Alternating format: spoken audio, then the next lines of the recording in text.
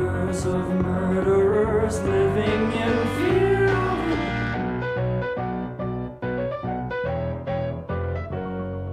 Owls on the night watch, solemn and easily wise to what we thought they thought above. Sound broke below.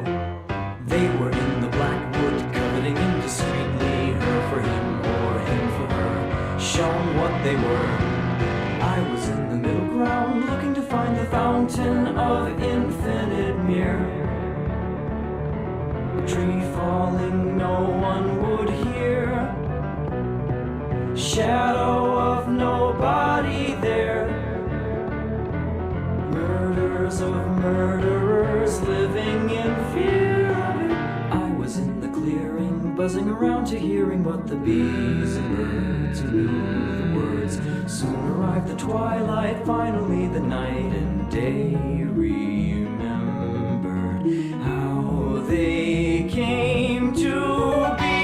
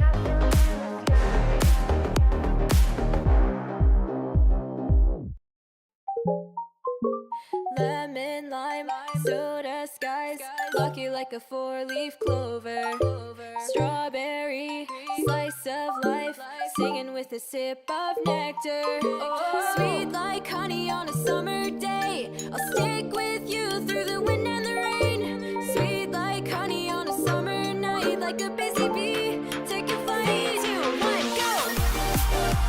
Sweet like honey, sweet like a summer day, sweet like honey, sweet like a summer day, sweet like honey, sweet like honey, honey, sweet like honey, sweet like a summer day, sweet like honey, sweet like honey, honey, sweet like honey, sweet like a summer day. Flying high, take the dive, blue waves across the ocean. Hi, I'm putting on. I need to switch out the underwear that I'm wearing. So give me 1 second.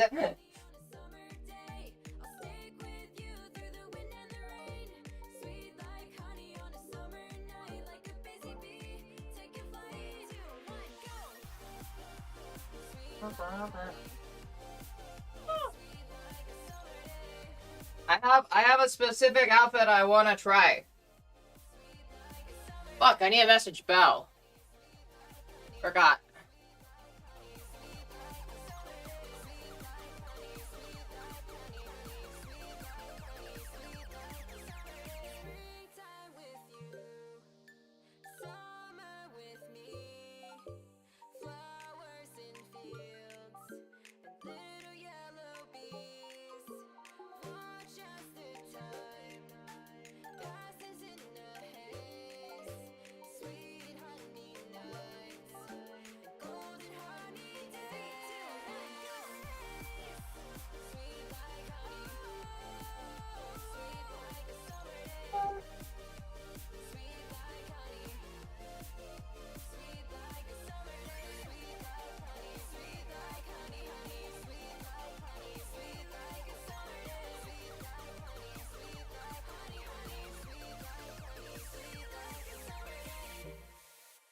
Okay, alright, this works. This works. Then we,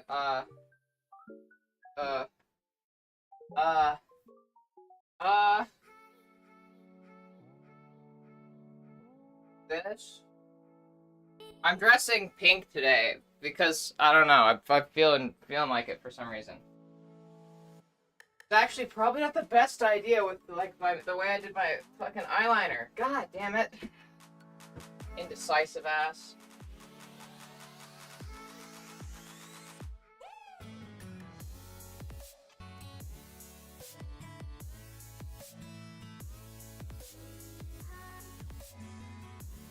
Okay, yeah, maybe I don't dress pink.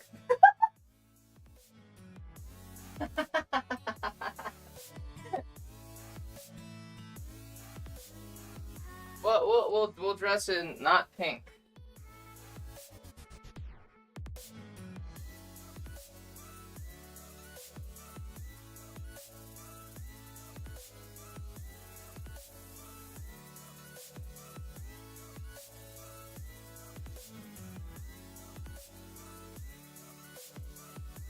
So I suppose I can show off the shorts.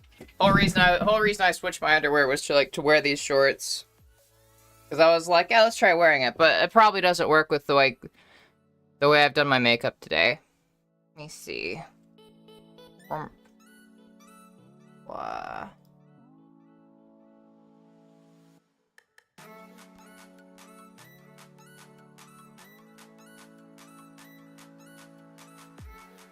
Jen. Yeah, it's these shorts.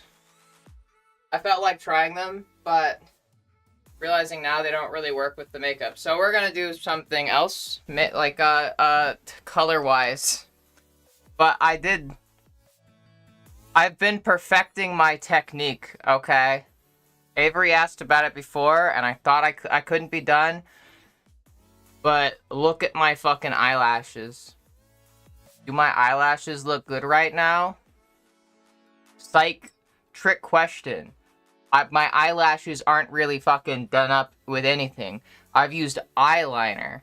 Well, not eyeliner. I use eyeshadow to create illusory eyelashes. So the eyelashes that are like visible, that's just lines that I drew with eyeshadow.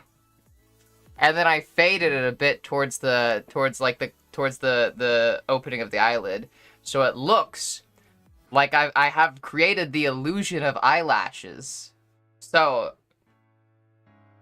I don't actually have like my eyelashes done up. It's just an illusion. You've been deceived. You got tricked. Ha!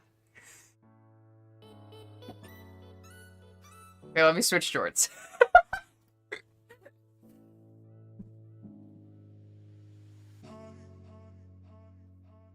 Bamboozled! Women are such liars!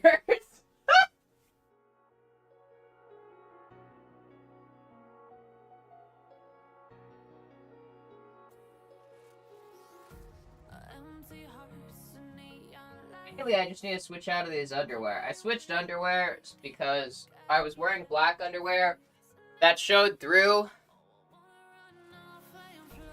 Since those shorts are pink and very light, so I needed to switch. Let's see. I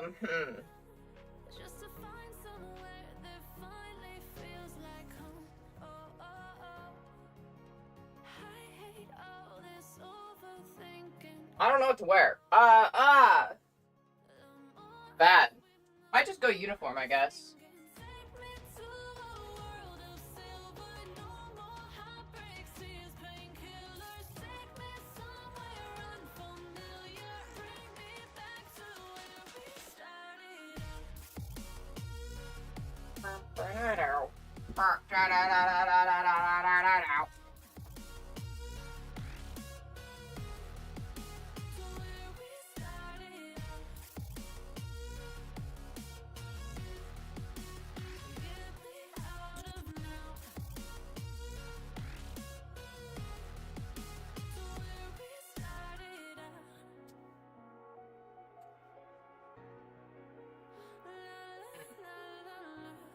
Fuck it, I'm gonna wear this dress again. I'm gonna wear this black dress, the one that's new. That I wore once before for a stream. I'll wear that again.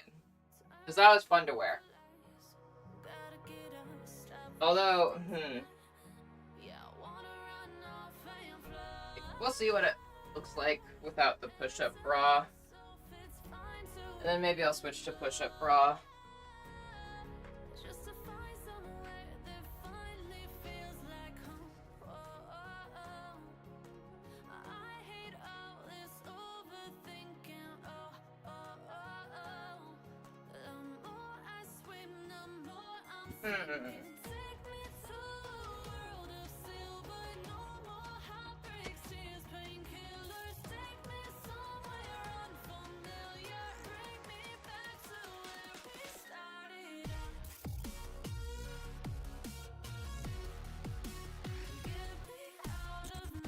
Think I missed the black dress? Well, luckily for you, I'm putting it back on. So, heck yeah.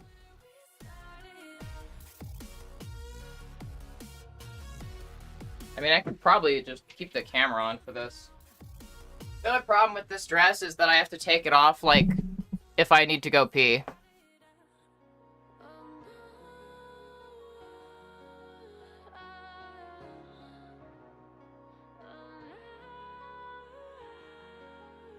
Plus, I feel like I'm at risk of zipping my skin in. Romper problems indeed.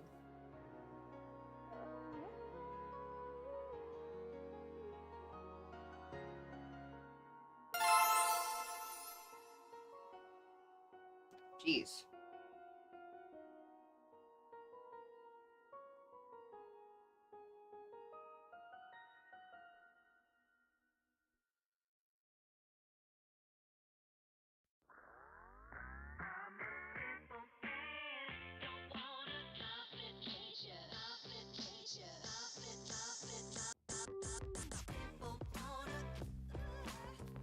Okay, yeah, so this is the dress.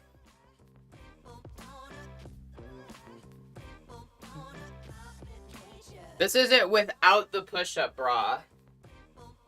So Maybe.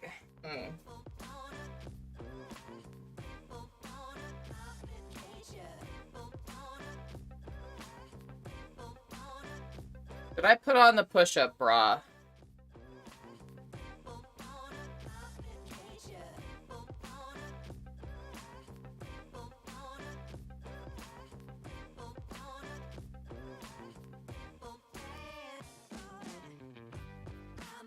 Nah, we'll prioritize comfort today.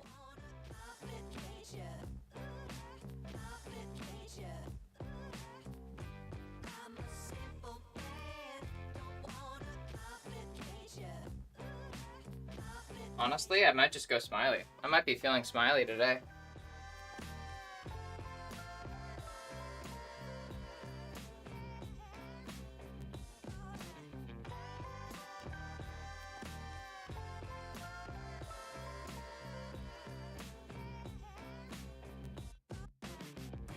Do I feel smiley?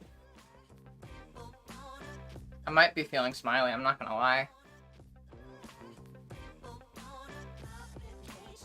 My fucking eye makeup looks so goddamn good today.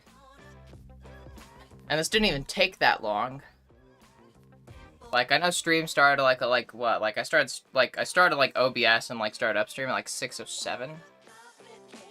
But I started doing my makeup at 5:30. So, sincerely, Alexandra's latest video. I don't know who that is. You'll have to educate me. Why not trust smiley faces? Elaborate. Explain to me.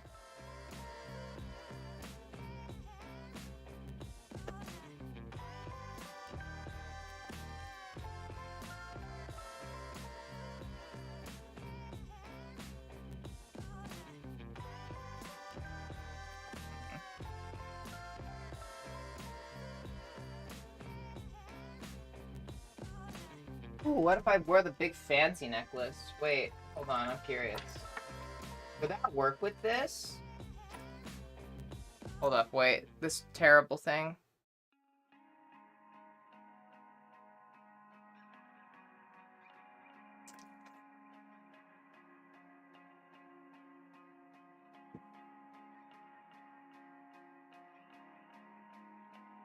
I can actually get it. Huh?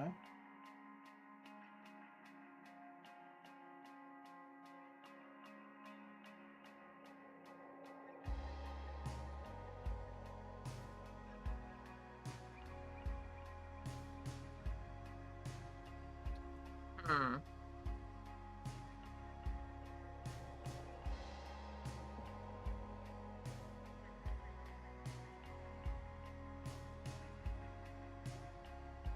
Meh. Maybe I'll put on the push-up bra just because I feel better in it. I like having big titties. Yeah, I'm gonna put it on. I'll be right back.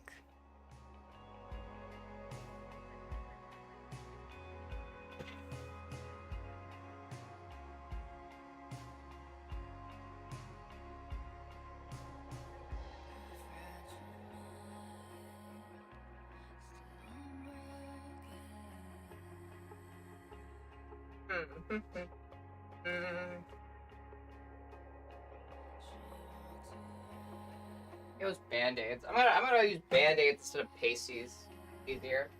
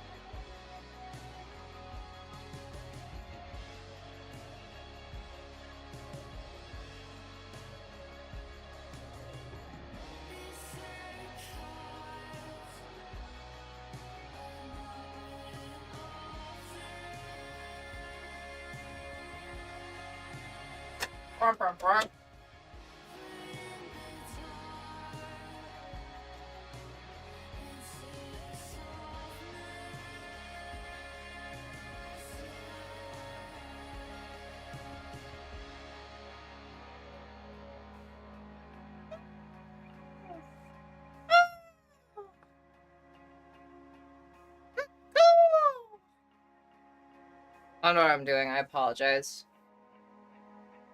Ugh. On.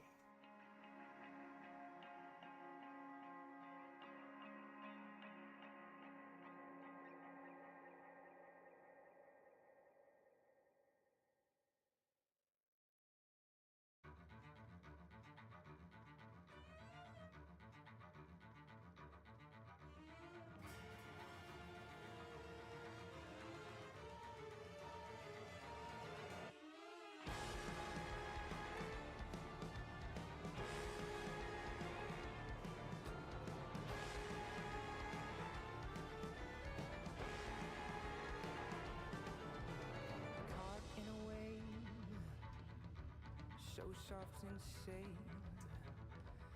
You've got your heart locked up, but now how I've come, like the sound of a gun. It isn't enough, it isn't enough.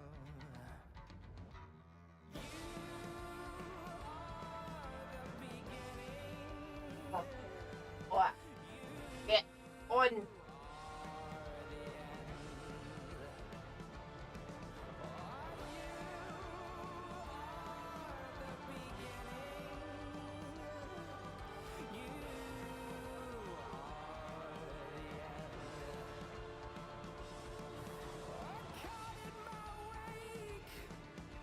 The dress is fighting me more than the bra is, weirdly enough.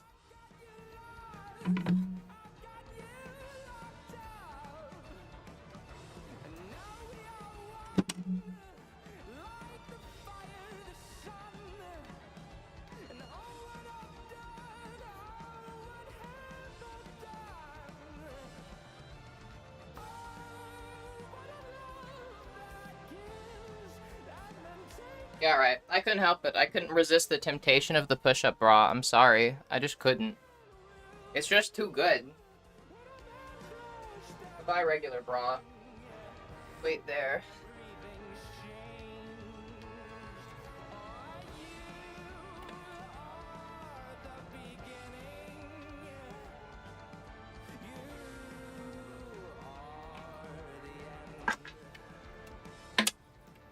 Let's see this again.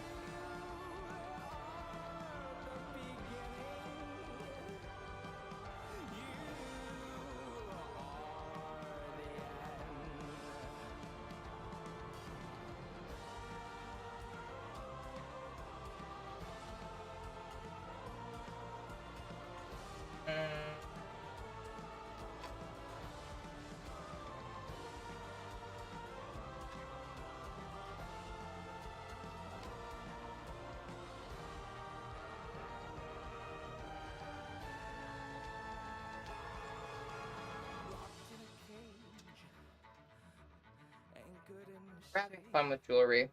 Sorry, you know how much I like to play around with jewelry and dress up. Fun playing dress up. Oh, now it comes like the sound of a gun. It isn't enough, it isn't enough.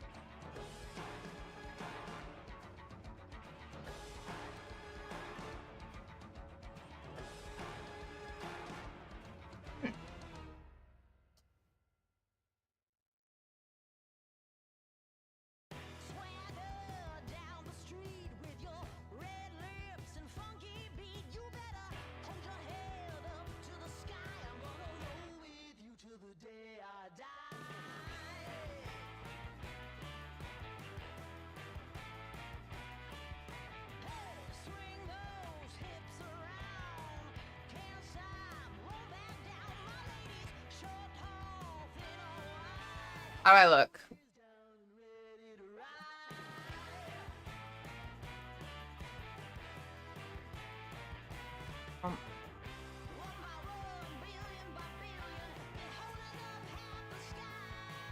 Thank you. Yeah. Okay, sorry, yeah. I don't know why. Okay, it's the Adderall. It's making me want to get dressed up as, like, extra nice lately. I'm putting more effort into my appearance, I guess you could say. But yeah.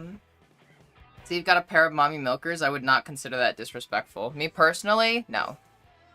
Some other people, possibly, very possibly, but me, no, not me personally.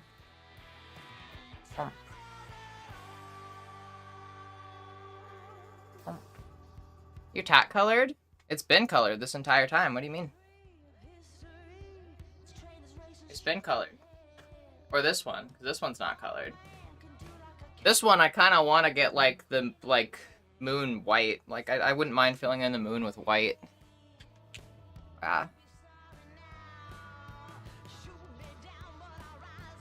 Mommy milkers, thank you.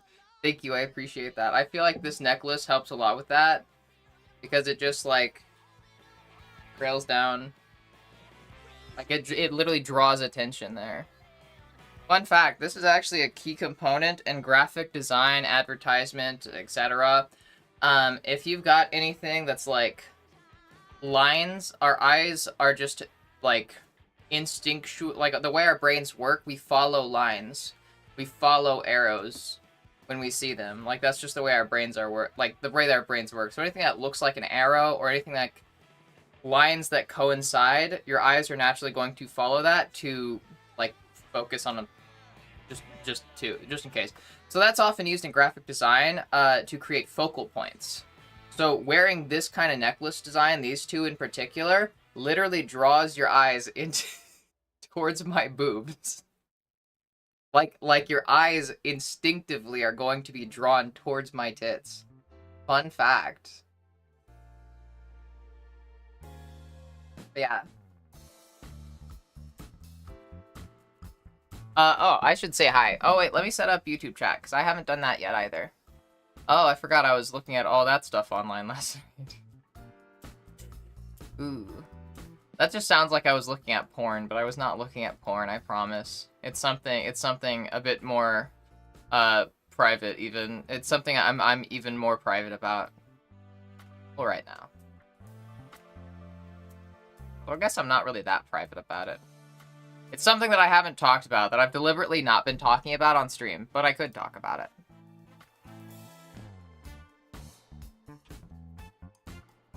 And we will be able to see YouTube chat now. Well, I'll be able to see it. Hi, SL. Amazing, intelligent, beautiful. Thank you. Aww. Hi, Hexed Sky. Getting hair. I need to wash my hair tomorrow night. Hi, Spotsy. I'm Nero. What work or study are you doing, or did you do? I went to college for acting, believe it or not. I had a lot of trouble. I've bounced around between a lot of things that I thought would be my career. But eventually I lost interest for one reason or another. Acting is the only thing that I really stuck to. Mainly because it was a form of self-expression for me. So I used acting to kind of figure out my identity, my sexuality, my gender, stuff like that. But then, you know, by the time that I had figured it out, I kind of lost interest in acting because I no longer needed it to, like, you know, explore myself, because I had already figured out that I was trans. But by that point, I was in my last semester for my bachelor's in fine arts. And I wanted to, like, do something else, but it was, like, one last semester before I got my bachelor's, and I was like, well, I might as well. I've spent the last 2 years doing this, so let's just finish it out, and then I'll get a bachelor's. So then I did. But yeah. If I got back into it, I'd probably go into, like, psychology, something like that. That was also one of the things that I've always been interested in. Psychology. But yeah. Alright, let me see. Let me say hi's for Twitch chat now. Lyric. Hi, Alexis. Hi, Chris. Hi, Natasha. Posture check. Voice check. We'll put on the fancy voice. Voice check. Posture check. Hydrate. And happy. Hi, Kathy. Hi, Sacred Mellow. Hi, Kira. Hi, Annie. Hi, Chris.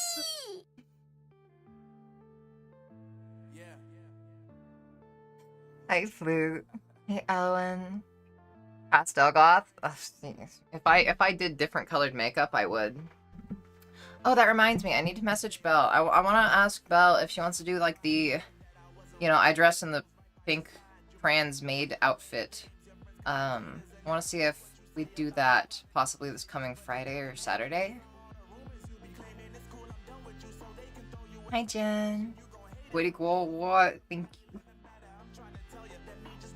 Got a 4-pack of those? Fuck yeah, that's awesome.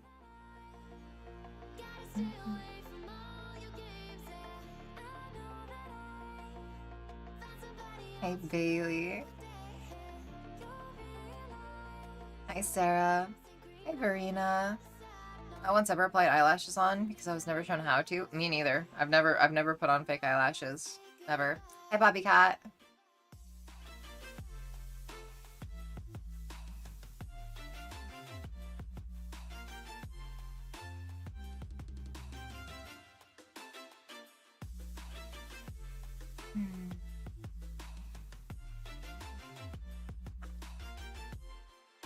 You shouldn't put it on while on stream.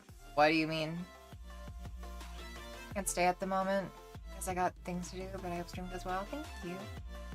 Sorry that I never got around to saying hi sooner. But hi, Valerie. Hi, Lilith. You feel pretty? I think I do. I think I do right now, yeah. Welcome to the cult, Luidite. You dislike technology? Is that the origin of your name?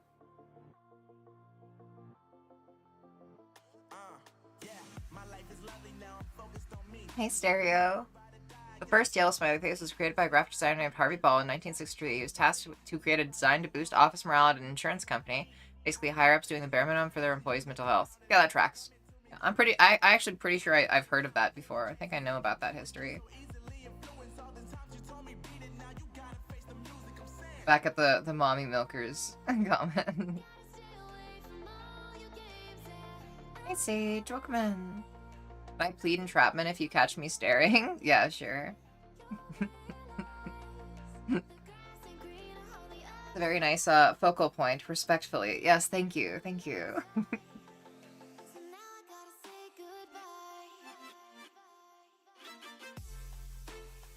I'm so confused with what's going on in chat. Like, at the time, that I'm at, like 5 minutes ago. Butthole bleaching? What? You shopping for hot goth girls in her area? Yeah, damn right. Of course I am.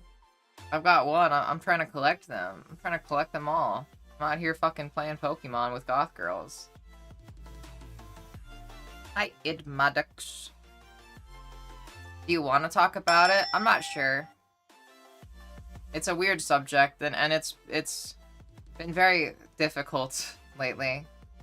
Yeah. Hi, Rory. May I redeem one good girl, please? Yes, and you don't have to ask. So, yeah, go for it. Hey, Maves. Welcome in. What were you shy to talk about?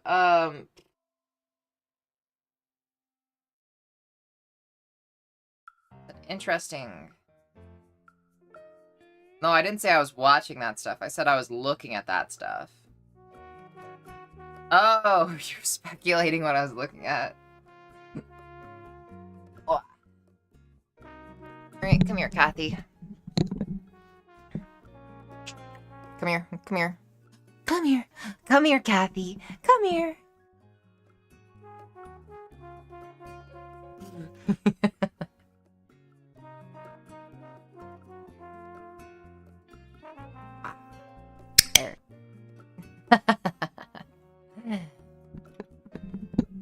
Kathy, did you want sweet or spicy? I should probably ask. I default to sweet. I think I might just start doing it if people don't specify. I'll just do sweet. It's okay, Alice. Kathy, you are such a good girl. Thank you for being here and thank you for hanging out. You're a cutie pie, and I appreciate you. You better be being nice to yourself. Okay? Good girl. You start laughing, it breaks the illusion. What illusion, huh? Oh, about... Sorry to break the illusion. Good, you better. Hi, Alice.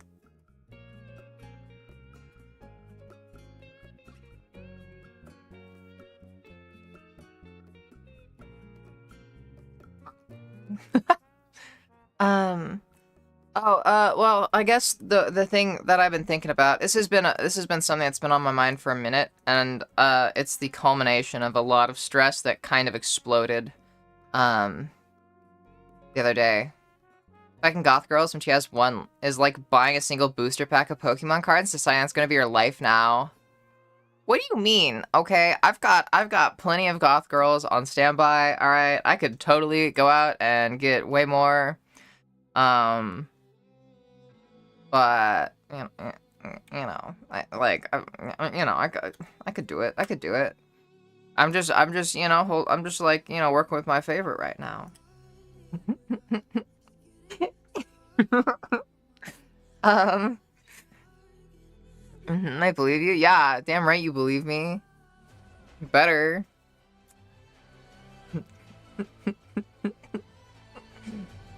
Oh, yeah, the thing.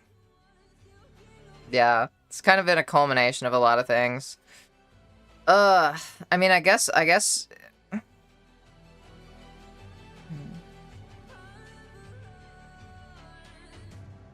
It's just been thinking about... I mean, to put it, like, bluntly, it's been thinking about bottom surgery. And stuff like that. But yeah. I have issues with my body. And honestly, the thing is, the crazy part about that is, I don't even really think it's dysphoria. It's not even dysphoria. It's just other issues that are kind of pushing me towards it. Not even dysphoria. You're good. No bad timing. There's no such thing here. Searching for an apple in Grounded? Fuck yeah. Tough choice, but I'm happy with it. Yeah, it's... I don't know. It's just... Yeah, I've been having a lot of issues with my body lately, and it sucks. Mainly just, like, the... learning more and more with time that my body is just made of fucking glass. So... It's been causing issues between me and my girlfriend. It's been causing issues mostly between me and myself, honestly. Yeah. So, I've been kind of more seriously considering, like, thinking about bottom surgery. That's the thing, though, is, like, I'm not sure what I would do. Because...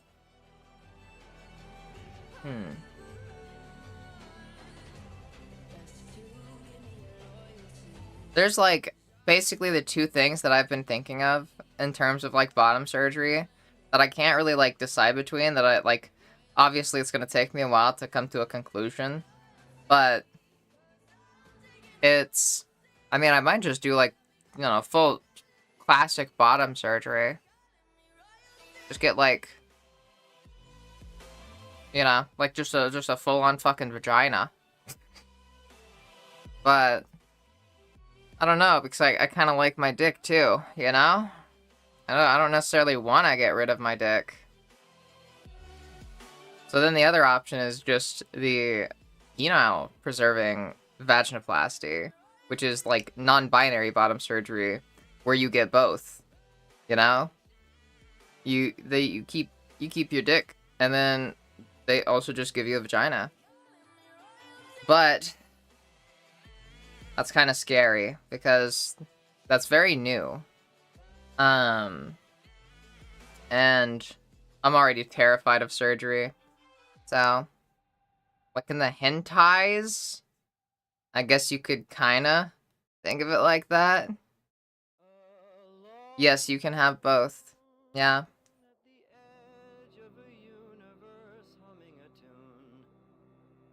Because new feels exciting and more right. Yeah. For me, it's like a practicality thing largely. I don't want to get into it, but let's just say like my body just kind of has bad reactions like to sex, like regardless of what it is. And that makes it really difficult to actually like regularly have it. Especially when I'm like it makes it scary too. And it's lame. So, I'm trying to like think of something that could give me a fix for that. And the main thing that I can think of is just like honestly just like I might just like have to stop doing anal eventually. Like I might have to like stop bottoming that way.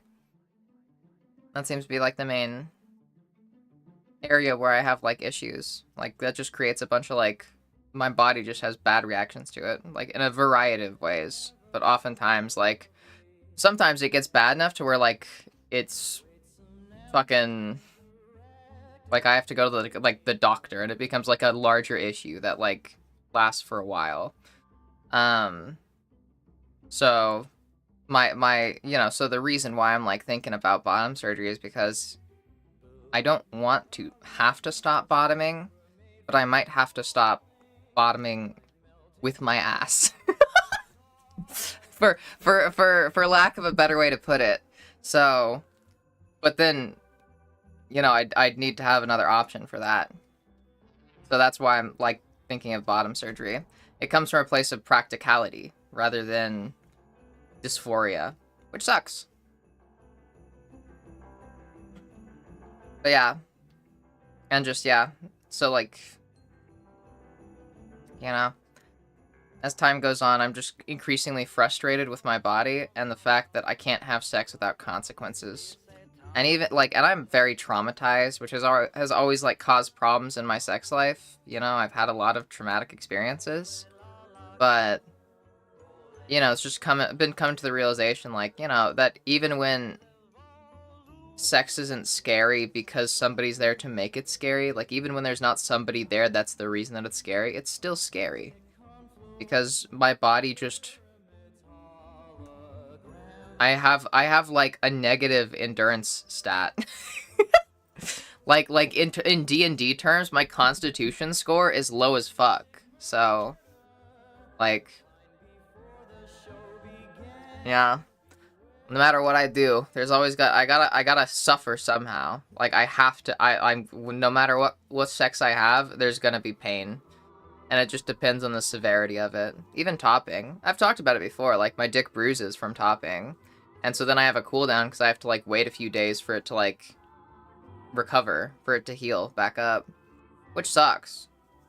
Because but like that's like probably the least severe thing that I have to go through. Topping is the easiest thing I can do. Other issues that I can get from stuff is like, it can like, I think there was one time where it lasted like 3 months, like of a variety of issues that I got.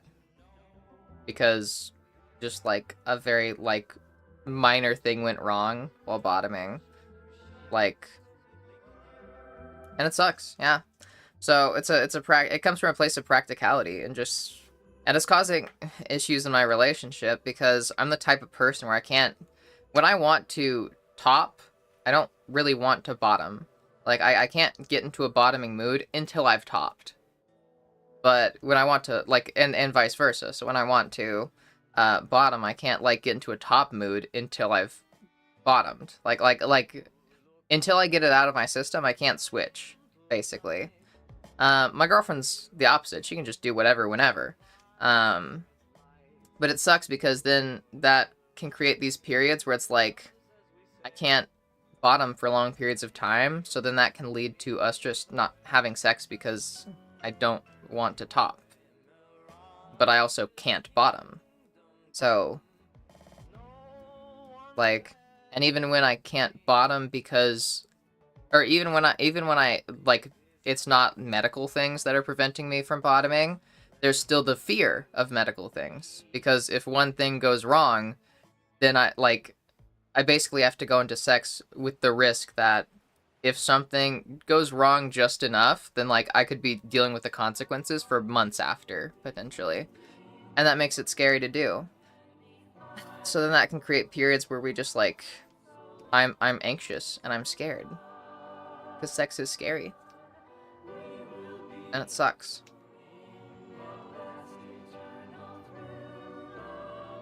It's actually like an incredibly stressful, like difficult thing for me to deal with, which is why I don't like this has been going on for a bit, obviously, but I don't talk about it on stream because like up until like recently, I literally would have just started like crying and breaking down talking about it. Even now I feel like I could start crying because I fucking love sex. I love sex. I wish I could have sex constantly with no consequences. I wish I could just have sex without being scared of something, you know? Like, I like, my girlfriend helped me a lot with, like, getting over my trauma and not being scared of sex for traumatic reasons. Like, I'm not scared of, like, being victimized during sex anymore. Like, I'm through that. But now I have other stuff to be afraid of that's just taken its place.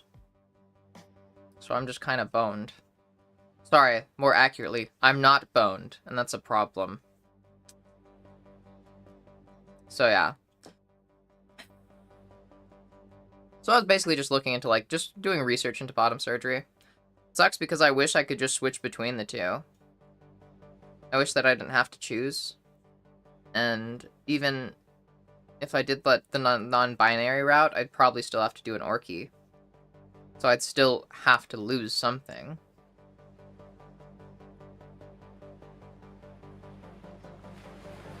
But yeah. So that's just getting a little too deep.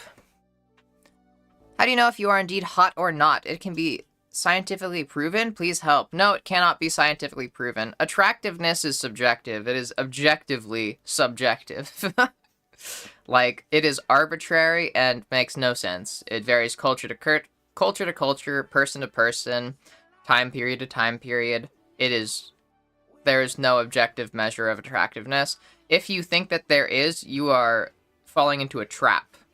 And oftentimes people say that there is an objective measure of attractiveness to put themselves or others down. That's really it. So, yeah. No. Yeah, it cannot be scientifically proven.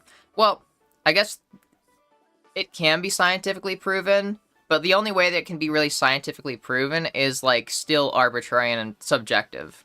Like, like, the results, like, in my, like, for a research, like a study to see if somebody is hot, you'd have to basically just get a bunch of people, like a significant sample size of people, I don't know, let's say like 100 people, for example, and then just ask them, like, I don't know, show them a picture of someone and say, are they hot or not? And then they'll say yes or no, and then you can use the, like, data from that, like, to see, did more people say yes or did more people say no? And that's kind of like, yeah, like the only way that you can really do it. But even then, it's still arbitrary and subjective because the results that you would get on that kind of study would vary greatly with the people that you use as, like, for the sample. And fucking fly would be the people that you use for the sample, where they come from, what culture they're used to, like, you know, their life experiences, and on top of that, it would vary, like, with the person that you're showing. I think that it has been, like, proven before, but I might be wrong. I don't know if it's been scientifically proven, but this is a very common trend you'll see. A lot of the time, people's attractiveness is determined by their popularity. You know, like, a lot of celebrities were not considered attractive until they became celebrities. Stuff like that. A lot of things go into whether, like, somebody is considered attractive or not, and it is entirely arbitrary, and it doesn't make sense. So there is no standard that you can really hold yourself to that is ever going to hold weight. when it comes to like actually like objectively speaking, is somebody hot or not. You can only like say yes or no with a giant asterisk on the end that's like basically saying the results of this like vary greatly, and the results would likely be different if we pulled a different sample size, or if we pulled potentially more people or less people or different people in general. It would vary greatly. So, yeah. Definitely works the other way too. Yeah, but like only to an extent, kind of. Like obviously a lot of like celebrities were attractive, like and were considered attractive, and that's how they kind of like got up there. But like, it's almost like B-list celebrities. Like, think of like B-list celebrities. A lot of times, yeah, they're considered attractive, and then being attractive might have helped them get like to B-listing, but they're less attractive than A-listers. Like a lot of the time, like they're considered less attractive than A-listers until they become an A-lister. Then like once they have like their like moment in the spotlight, their moment of fame, and they're considered an A-list actor, then like they are considered like 10 out of 10. When before that, they might have been considered like 8 out of 10. 8 out of 10, 9 out of 10. People only ever really get to 10 out of 10, like you know, on like the fucking arbitrary scale, when they're celebrities, when they're famous, when they are both already like kind of conventionally attractive at least, plus they're famous. So yeah, thanks. I can now tell everyone I'm hot. Yeah, go for it. Literally, yeah. Like you, there's no like you saying that you're hot is not wrong or right. There is no objective measure. Like, if you think you're hot, just say it. Honestly. Like you can't be wrong or right when like saying whether or not you're hot or somebody is hot. Because the claim, oh, I'm hot, or like that person's hot, really what that claim is just like, I think that they're hot. So like you could say like, I think that I'm hot if you want to say that you're hot. Or like, you know, like, you know, this person thinks I'm hot. Like, and of course there's going to be people that like you don't think are hot, but other people find them hot. And there's going to be people that don't find you hot, but other people will find you hot. So yeah, like, it literally doesn't matter. Just call yourself hot. Like, what's going to fucking happen? Like, nothing's going to happen. There's not, like, fucking attractive police. There's not somebody that's going to be, like, pop in, like, actually... Here are 5 scientific studies showing that you are not attractive, so you are not actually hot. Objectively speaking, you are not hot. Like, I actually had a friend once that, oh my fucking god, she was insufferable. She also ended up being, like, a TERF, so, like, we're obviously not friends anymore. She ended up being a pretty bad person, honestly. A lot of very, very terrible worldviews. But she was insufferable because she was terribly, terribly insecure. And every time I would try to, like, console her or comfort her and just reassure her, like, listen, like, you're not, like, unattractive, she would literally, like, be like, no, you're objectively wrong. Then would pull out fucking studies, like, here's studies showing what is considered conventionally attractive. And if you'll notice, I've measured the proportions of this body part, and these measurements are actually outside of the measurements of what is considered conventionally attractive, so therefore, I am unattractive objectively. Nobody will find me attractive, that's it. And I was like, holy fuck, girl, you got issues. You got issues. You got issues, like, people like that want to be insecure. Like, they're insecure, and they don't want to be wrong about it. Because for them, their coping mechanism with that insecurity is by being like, it's okay. I'm insecure, and I'm ugly, and that's okay. Sorry, not I'm insecure and that's okay. They just go, I'm ugly and that's okay. Like, they don't say, oh, well, I mean, who cares if somebody thinks I'm ugly? Like, somebody calls them ugly and they go, okay, yeah, I'm fucking hideous. I'm ugly and I'm disgusting, okay? What's so wrong with that, okay? I'm still a person. And it's like, okay, that's a coping mechanism. That's not a healthy coping mechanism, though. Especially not when somebody, like, tries to say, hey, I actually find you attractive, and then they go, I am objectively not attractive, okay? Let me bust out some scientific studies to show you that you're fucking wrong. Don't you dare call me attractive. I'm ugly, okay? And I'm proud. I'm ugly and I'm proud. Stop calling me fucking attractive, okay? You're not attracted to me. You're lying to me. Here's a study showing that you're lying to me. And she actually did that because I did find her attractive. We actually had arguments like that multiple times. Like, I found her attractive. But she refused to think that. So every time I would say, like, I think that you're attractive, she would be like, okay, you're fucking stupid then, and literally whip out fucking studies being like, here's a study proving that I'm ugly. So stop saying that I'm not, because I know that you're wrong. It's like, whoa. Whoa. Like, those people are fucking insufferable. They're the worst. Those are people that are insecure and want to be insecure. Because that's how they justify a lot of their worldview, too. Because, fun fact, like I said, she was also a TERF. Probably still is a TERF. Like, and, you know, a lot of, like, the things, like, that she used to justify being a TERF was, like, based around her own insecurities that she was projecting onto trans women. Her, like, own trauma and insecurities that she was projecting on trans women. And she would say, like, that she was objectively unattractive, and she would use the same reasoning that she would use to, like, say that, to say that trans women are objectively unattractive. Like, she would project her insecurities onto everybody else around her. Because she just couldn't handle her own insecurities. To such a degree that she built her whole worldview around her insecurities. Rather than try to, like, work on her insecurities and overcome them, she chose to construct a life and a worldview around them. And, you know, when you tell somebody that's doing that, like, that's that committed to it, that they're wrong, they're not just gonna be like, okay, I guess I'm wrong. She wanted to believe that. She wanted to believe that. That's fucked up. She's the one that, like, made me learn about the fucking what is it, concept. She would often say that she has man knees. What the fuck that means? I have no idea. But, you know, I guess I have man knees too. Biodeterminism. I'm having, like, a brain fart. I do not remember what that means, but it's like fucking definitely. Man knees, yeah. Like, she just wanted to be insecure.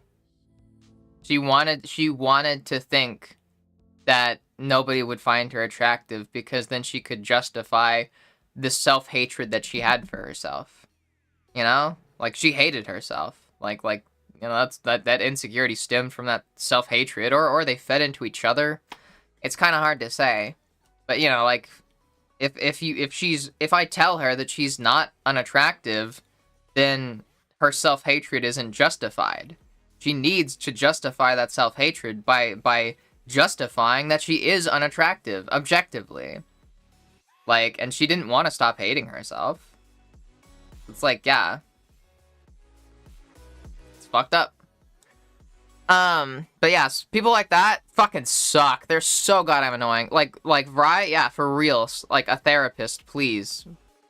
Oh, God.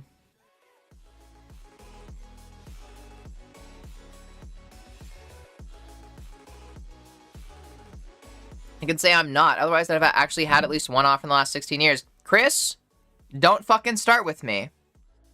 Don't fucking start with me. Chris, I've told you not to self-deprecate, for one, and you're self-deprecating. Saying that, like, for two, the reasons that you might not have had any offer vary greatly. And likely, not all of them are because you're unattractive. A lot of them are probably because you're fucking self-deprecating, always put yourself down. And that scares people away. Like, if I'm over here constantly talking about, like, yeah, I'm fucking ugly, like, I hate myself. Like that girl that I was just talking about, she had, like, almost no relationship experience because she pushed people away constantly. She also, like, very rarely ever got offers, even though I thought that she was objectively attractive. Well, I guess, you know, there's no objective thing. I thought she was attractive. Like, you know, she was, like, just, like, a fucking skinny girl with like long hair, like, and I don't know, yeah, but she didn't think that. Like to the point where anybody that actually ever did try to like compliment her or tell her she's attractive, she would fight about. She would argue about it. Now, do you think that she didn't get relationship offers a lot because she was unattractive, or because every time somebody like would show any interest, she would argue about why they shouldn't be interested in her actually? Like,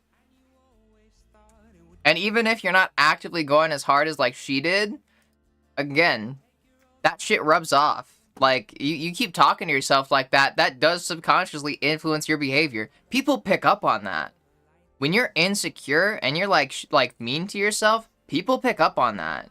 It shows in your behavior, and that leads to unattractive behavior. Just like you gotta have confidence. Like everybody fucking says it, and everybody knows. Like, this is an objective fact. Confidence is considered attractive. If you are not confident in yourself, people pick up on that, and that is gonna be the main thing that makes you unattractive or not. Is whether you have confidence. Because confidence, I think, is one of the things that is, like, objectively considered attractive. Like, overall, statistically speaking, most people consider confidence attractive. That is a very big determiner of getting into relationships or of having people interested in you, is being confident in yourself.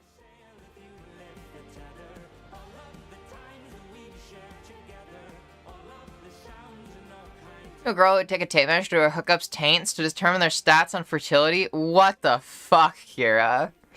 That's fucking insane. Like some femcel. Oh yeah, she was totally a femcel. Yeah, no, like I think she literally called herself that a few times. Which also didn't make sense because we were in like a friends with benefits thing. I don't know, dude. Stretchy coconut? Heck yeah. Hey, cool, that's cool. I just push people over cliffs. Is that the same? I don't think that's the same as long as you're at like a designated cliff diving spot, you know, for recreational cliff diving.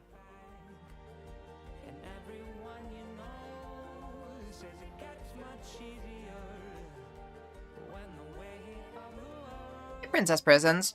I know I'm not ugly, but I know that I'm not attractive, and I never put myself down when talking to women or anyone. Chris, you did not listen to what I just said. You don't have to actively be putting yourself down in front of other people. Putting yourself down in general subconsciously influences you and influences your self-perception and behavior in ways that make you seem insecure, in ways that show that you lack confidence. People pick up on that. No matter how slick you think you're being, people pick up on that. It's really easy to tell when somebody is insecure or not. Even like people that are good at good at hiding that, you can still tell if you talk to them for like just like fucking 10 minutes. Oftentimes, it's really easy to tell.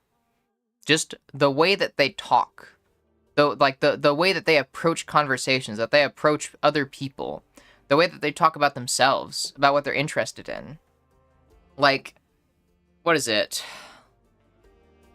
Like, a good example is, like, going on, like, a date with somebody. Or even just not even a date, approaching somebody at the bar. Somebody approaches you at the, like, you're talking to somebody at the bar. You approach them or they approach you. They ask you, like, I don't know, something about yourself. What do you do for hobbies? And you, like get all, like, shy and start, like, going, like, it's silly. It's silly. It's not, like, I don't know, I don't really have hobbies. That's fucking awkward. People pick up on that. It takes one question about you, and boom, your entire fucking self-perception is revealed.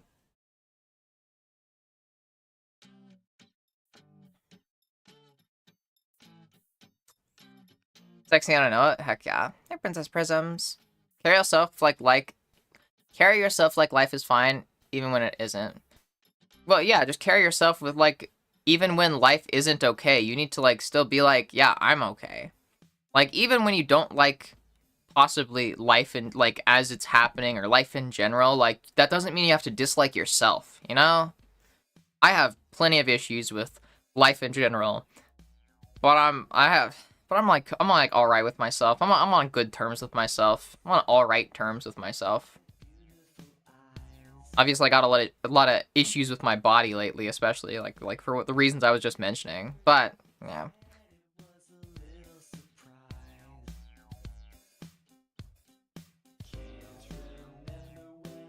Growing up having zero self-confidence from bullying. Grew up having zero self-confidence from bullying. This game been since I came out. It's hard to get it back. Oh yeah, I know. I'm not saying it's easy. No, I'm not fucking saying it's easy. But yeah, it's fucking difficult, and a lot of it just starts with honestly just being nice to yourself and not putting yourself down. That's why I don't allow self-deprecating here, because a lot of people don't realize just how fucking big of a step it is when you stop putting yourself down. That changes so much, because you're not actively like fucking detracting from your self-image. Like your self-image, how do I put it? Like let's think of self-image on a scale of 1 to 100, like in Look Outside or like RPG games, like D&D games, whatever. RPG games, you have a health pool. We're gonna pretend that you have a health pool, and that health pool is self-image.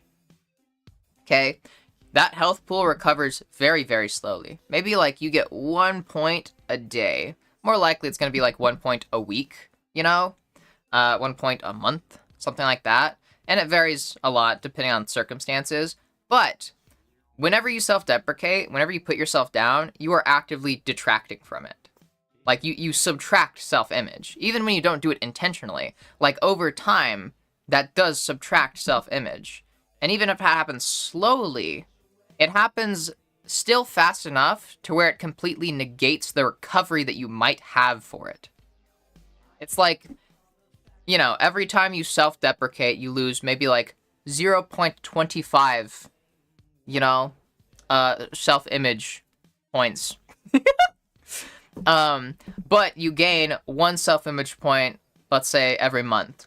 So if you just honestly, let's say 0.1, 1/10 of a self-image point every time you self-deprecate. And that's, so if you self-deprecate 10 times in a month, you completely negate the self-image, recovery that you would have. And at best, that just keeps you stagnant at the same place.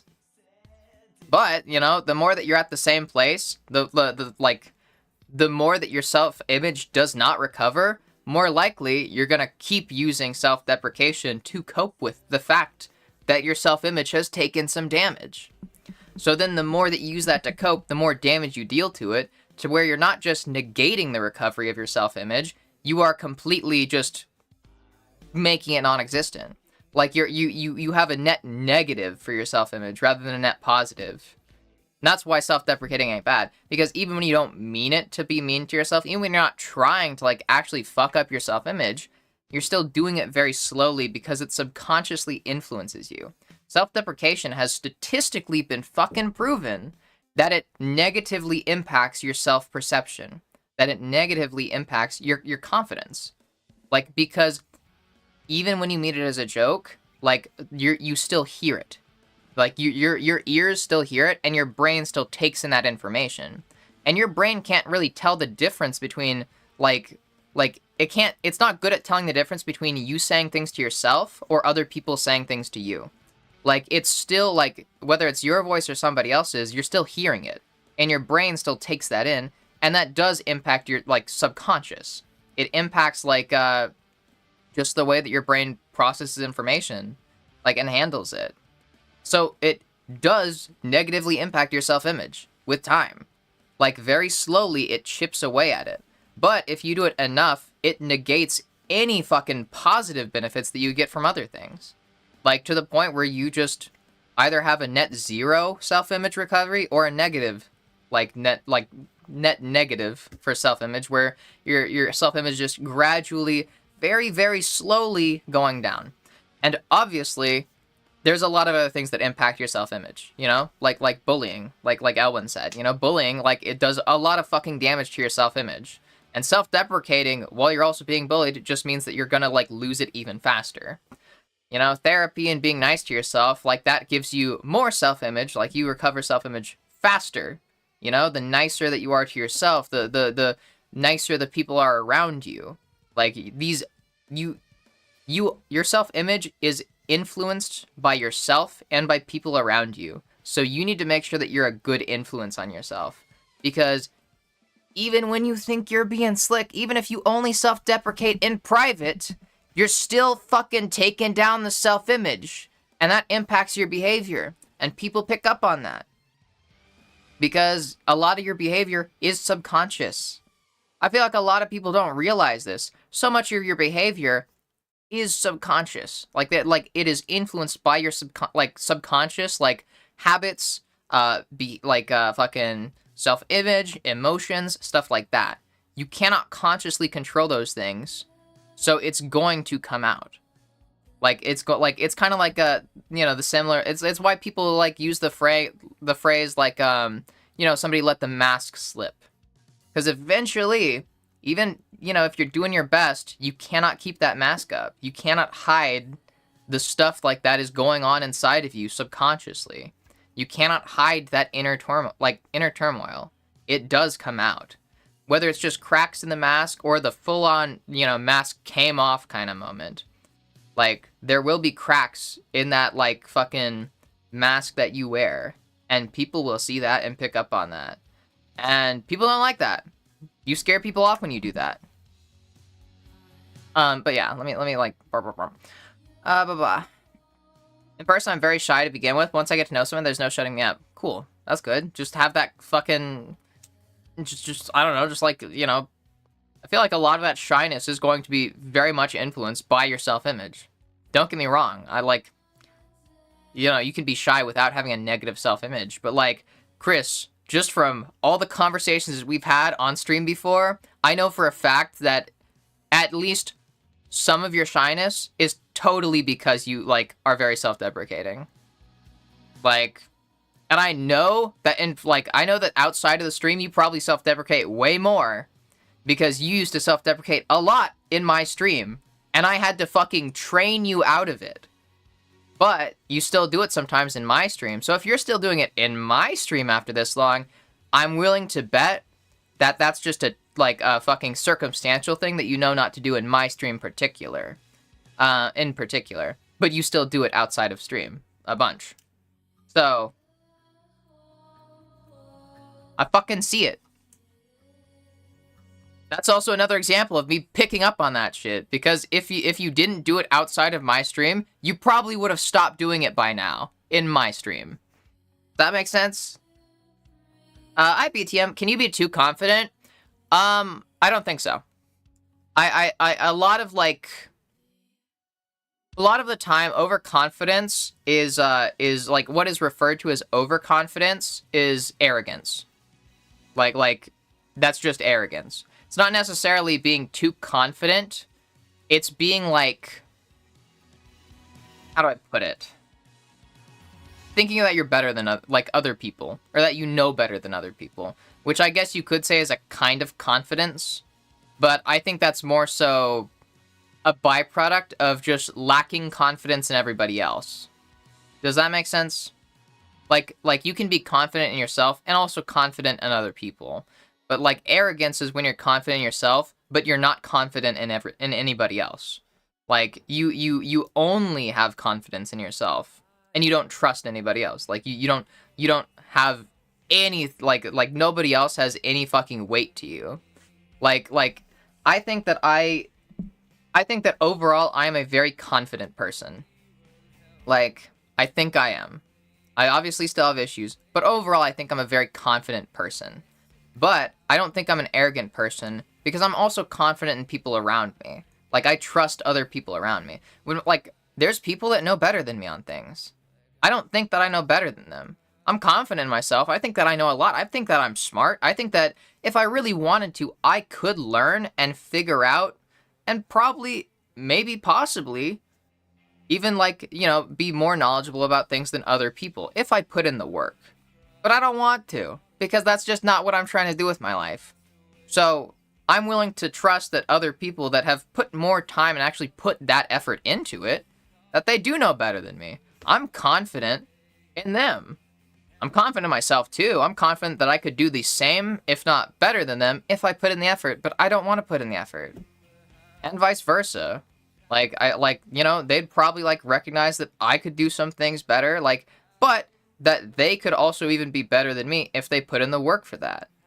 Because that's just how it goes. It's about effort. Like, so arrogance is when it, like, if I had that confidence in myself, but, like, I thought that, like, I knew better than everybody else, despite any work they've put into, any knowledge that they have, despite anything about them, I just know better because, like, I completely lack confidence in everybody else. Like, that's kind of how I think of it. But that's also generally, like, arrogance is kind of seen as just overconfidence. When you have so much confidence in yourself that you don't have any confidence in everybody else, and anybody else. But I don't think that's overconfidence. Like, I think confidence is just overall being sure of yourself. Like, that kind of thing. But you can be sure of yourself, like, and still know that you don't know things. I'm confident that there are things that I, should not take the lead on. I'm confident that, like, I'm good at, like, a lot of things, but, I'm sure that, like, I'm not good at other things. Not because I don't think that I could be, but because I'm not interested in it. I could totally be a rocket scientist if I put in the work for it. I'm confident that I could be, but I don't want to. So that's just not my area of expertise. Well, I'm sure of myself that I could do that if I wanted to, but I don't want to, so I'm not gonna act like I know better than fucking actual rocket scientists. I think arrogant people do that, except, they're like, okay, well I could be better, so therefore I am better. Like, I could be way better than them if I just tried, like, and put in, like, a tiny bit of effort. Like, because they just clearly did not put in the work that I would put into it, so therefore I should just trust myself before them. And it's like, I don't know. I feel like I'm not even really making sense anymore. But yeah, I don't think that you can have too much confidence. I think confidence is purely just, like, it's just security in yourself and like, being sure of yourself. And that includes being, like, secure in that you aren't the best at everything. I think that's a type of confidence. I think being secure in the fact that you aren't, like, the fucking, what is it? That you aren't Superman, that you can't do everything right, that you can't do everything the best. I think that that's still confidence. Like, because, you can still have confidence that you could be good, that you could do those things if you wanted to, but you don't want to. So, and I'm confident in that I don't want to. I'm confident in my choice not to pursue those things. So yeah, I don't know. I don't think there's any such thing as too much confidence. As long as you don't let your confidence, like, convince you that you should, like, never trust anybody else. That nobody else should be confident.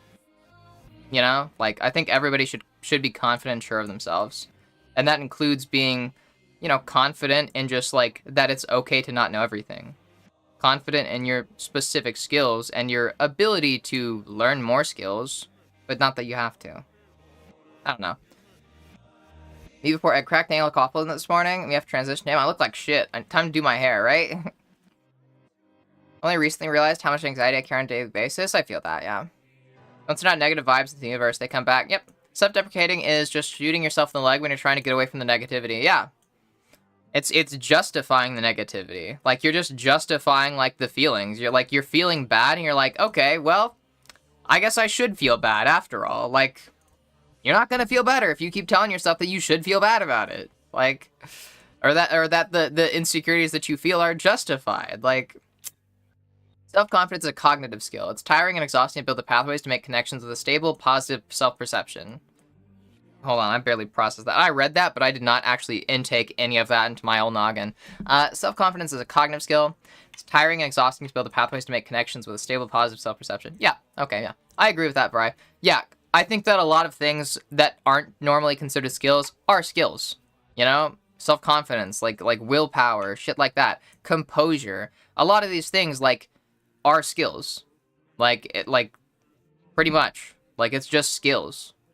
And those skills take work. Empathy is another great example of something that is not normally considered a skill, but is a skill.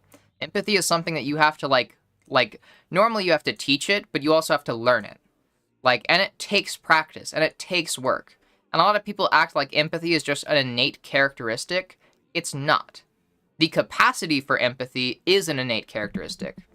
Like, we all, like, almost every human being has the capacity for empathy. The same reason why, like, almost every human being has the capacity to be an athlete. If you, like, put in the work for it. Empathy is just like that. Empathy, you have the capacity for, but you still need to practice it. You still need to learn it. You have to put an effort to, like, develop and build your empathy. So I think, yeah, like, confidence is very similar to that. A lot of these things that are, like, considered innate characteristics are not innate characteristics. They're skills that we practice, that we work on. And I hate when people act like it's not that, because those, like, then people, like, use that to justify not learning that skill. Where it's like, oh, I guess I'm just not an empathetic person. So, you know, that's just me. I'm just, like, gonna go through my life having no empathy for other people because I'm just not an empathetic person. That's just how I am. Or, you know, like, oh, I'm just not a confident person. So I might as well just go through my life, like, lacking confidence entirely. Because I'm just not a confident person. There's no point in it. I'm just innately insecure and shit like that. I don't like that. That's like a self-defeating mindset, you know? I'm not gonna say that it's easy. These, like, developing these skills are very difficult, but it's worth it. Especially with the quality of life improvement that you get from developing them. Especially confidence and empathy. Like, you know, I'm just working off these examples. Those are both skills that greatly impact your quality of life. Like, mainly because they greatly impact the quality of your relationships. Like, and relationships are a very big aspect when it comes to human life. It is one of, like, the most critical things that we need as human beings. It is a biological need. Having relationships and, like, socialization. And confidence and empathy are crucial in having, like, fulfilling, healthy, long-lasting relationships of any kind. Platonic, romantic, familial, whatever. So these are skills that absolutely, massively impact your quality of life. And I think that, like, it should be more encouraged. Like, yeah, people should, like, feel encouraged to work on these things. I think it is something that is worth struggling to get. But yeah. Cold is concerned of you, Chris. We watch out for you, but we are also watching you. Yeah. Hi, Luna. Hi. I'll do the mommy voice, but I might do it in a bit if I keep talking more, because my voice is already a little strained from talking so much. I honestly don't know how to be nice to myself. I mean, I know it makes me happy, but things that are self-motivating feel very cringe to me. Yeah, you need to cringe culture is dead, Chris. Cringe culture is dead. Stop fucking calling things cringe. Chris, I'm gonna be so real with you right now. Chris, I regularly come on here and make a fucking ass of myself. I do things that are considered cringe. I do silly fucking voices. I do the stupidest fucking voices and accents. I come in here and I talk about the TTRPG that I've been writing for 4 years. Which is never gonna, like, it's realistically, it has never been finished. Because every time I finish it, I just want to change it. These are all things that could be considered cringe. That I even feel are cringe. Like, that's one of the reasons why it's so hard to get into, like, streaming or, like, entertainment in general, because we do things that are embarrassing. Especially streaming, where, like, you know, there's no breaks. The cameras are on all the time. Like, you know, once I'm on stream, I don't really have a choice. If I say something, that's it. If I say something on here, it's recorded. There's no undoing that. I can't edit that out. These are all cringy, like, these are all things that are difficult. And I've suffered with, like, cringing at those things, and I've had to work to not cringe at those things. The reason why my stream is, like, more entertaining now, and, like, why I've grown compared to, like, where I was when I first started, is because I had to let go of that insecurity. I had to let go of the concept of cringing at myself. And just laugh at myself. Just acknowledge that, like, yeah, I'm gonna do silly shit on here. And it's fun. And, like, people find that cringe. There are people that come in here, like, that troll, that tell me that I'm cringy, that insult me, that do all that shit. And I don't give a shit. Because so what? You need to stop, like, cringe culture is dead. Who fucking cares? If somebody cringes at something you do, so fucking what? Who gives a shit? Why do you care about what somebody else might like do, like how they might feel about something that you're doing, you know? Why do you care about other people's opinions on you so much? That's the question. You care about other people's opinions so much that you've internalized that to now you have a negative opinion of yourself and things that you do, to the point where now you literally don't know how to not do that. To the point where like you're literally cringing at yourself over things that you enjoy. They're things that you enjoy, dude. Like self-motivation, that's not cringy. That's healthy. Like, yeah, it is about how you feel about yourself, but that is also probably going to stem from how others have felt about you. Insecurity and shit like that is not something that is innate. Like confidence is not like confidence is a skill that has to be developed and taught. Insecurity is very similar. If I'm willing to bet, and I'm pretty sure you've said this before, you grew up getting bullied, you grew up with like family that probably put you down, probably your parents, you've been surrounded by people that treat you like shit. And that has influenced you so much to now their perceptions of you are like your perception of yourself. Your perception of yourself is basically an amalgamation of all these negative perceptions of you that other people had. And you don't know how to let go of that. And that's cool. I'm not saying that it's easy. But I'm saying like that is not coming from you. You're not like inherently insecure and like cringing at yourself and like seeing yourself in a bad light. It's other people that have taught you to do that. And that's fucked up. And that's not your fault. I think that you're a victim of circumstance. I think that people that like have to struggle with that are victims of something that is out of their control a lot of the time. That doesn't mean that that's something you should just sit and live with, though. That is still something that you have to work on. And a big, like, if you want to prevent that thing from happening in the future, you need to stop letting other people's perception of you influence your own perception of yourself. If that makes sense. Does that make sense? Like, that's what confidence is. It's being sure of yourself. It's having your, like, perception of yourself and not being shaken when other people have a different negative perception of you. A lot of people have negative perceptions of me. I've dealt with a lot of that. I was bullied a lot when I was a kid. And I was like even by my family, I was made fun of a lot. I've dealt with a lot of that shit. I still deal with a lot of that shit online. And I just have to shake that shit off. And I choose not to let those like versions of, or I choose not to let those opinions of me impact my opinion of myself.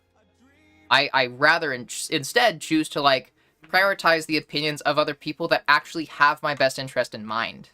Not people that just are gonna hype me up and like be yes men, you know? I'm not gonna prioritize people that just wanna make me feel good and aren't gonna be honest with me about things I do. But like my best friend, my girlfriend, these are people that will be honest with me if I'm being like shitty.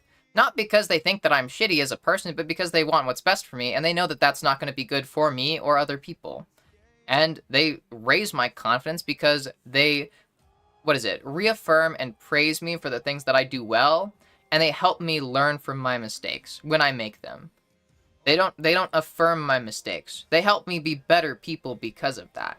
And those are the opinions that I prioritize, because they have my best interest in mind. They actually care about me having like a healthy self-image and perception of myself.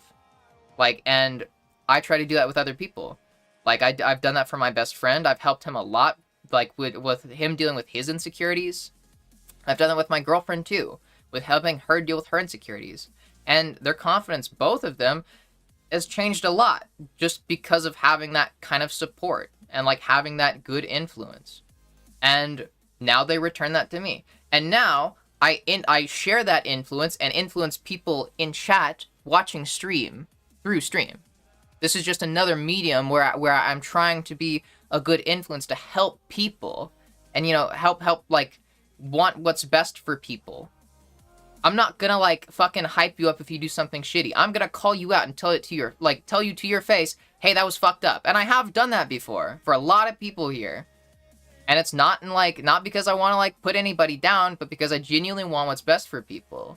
Like, and I want them to know like when they're doing something that's going to be harmful to themselves or others and stuff like that. And then I hype people up also, like prioritize people that are going to be a good influence on your self-image.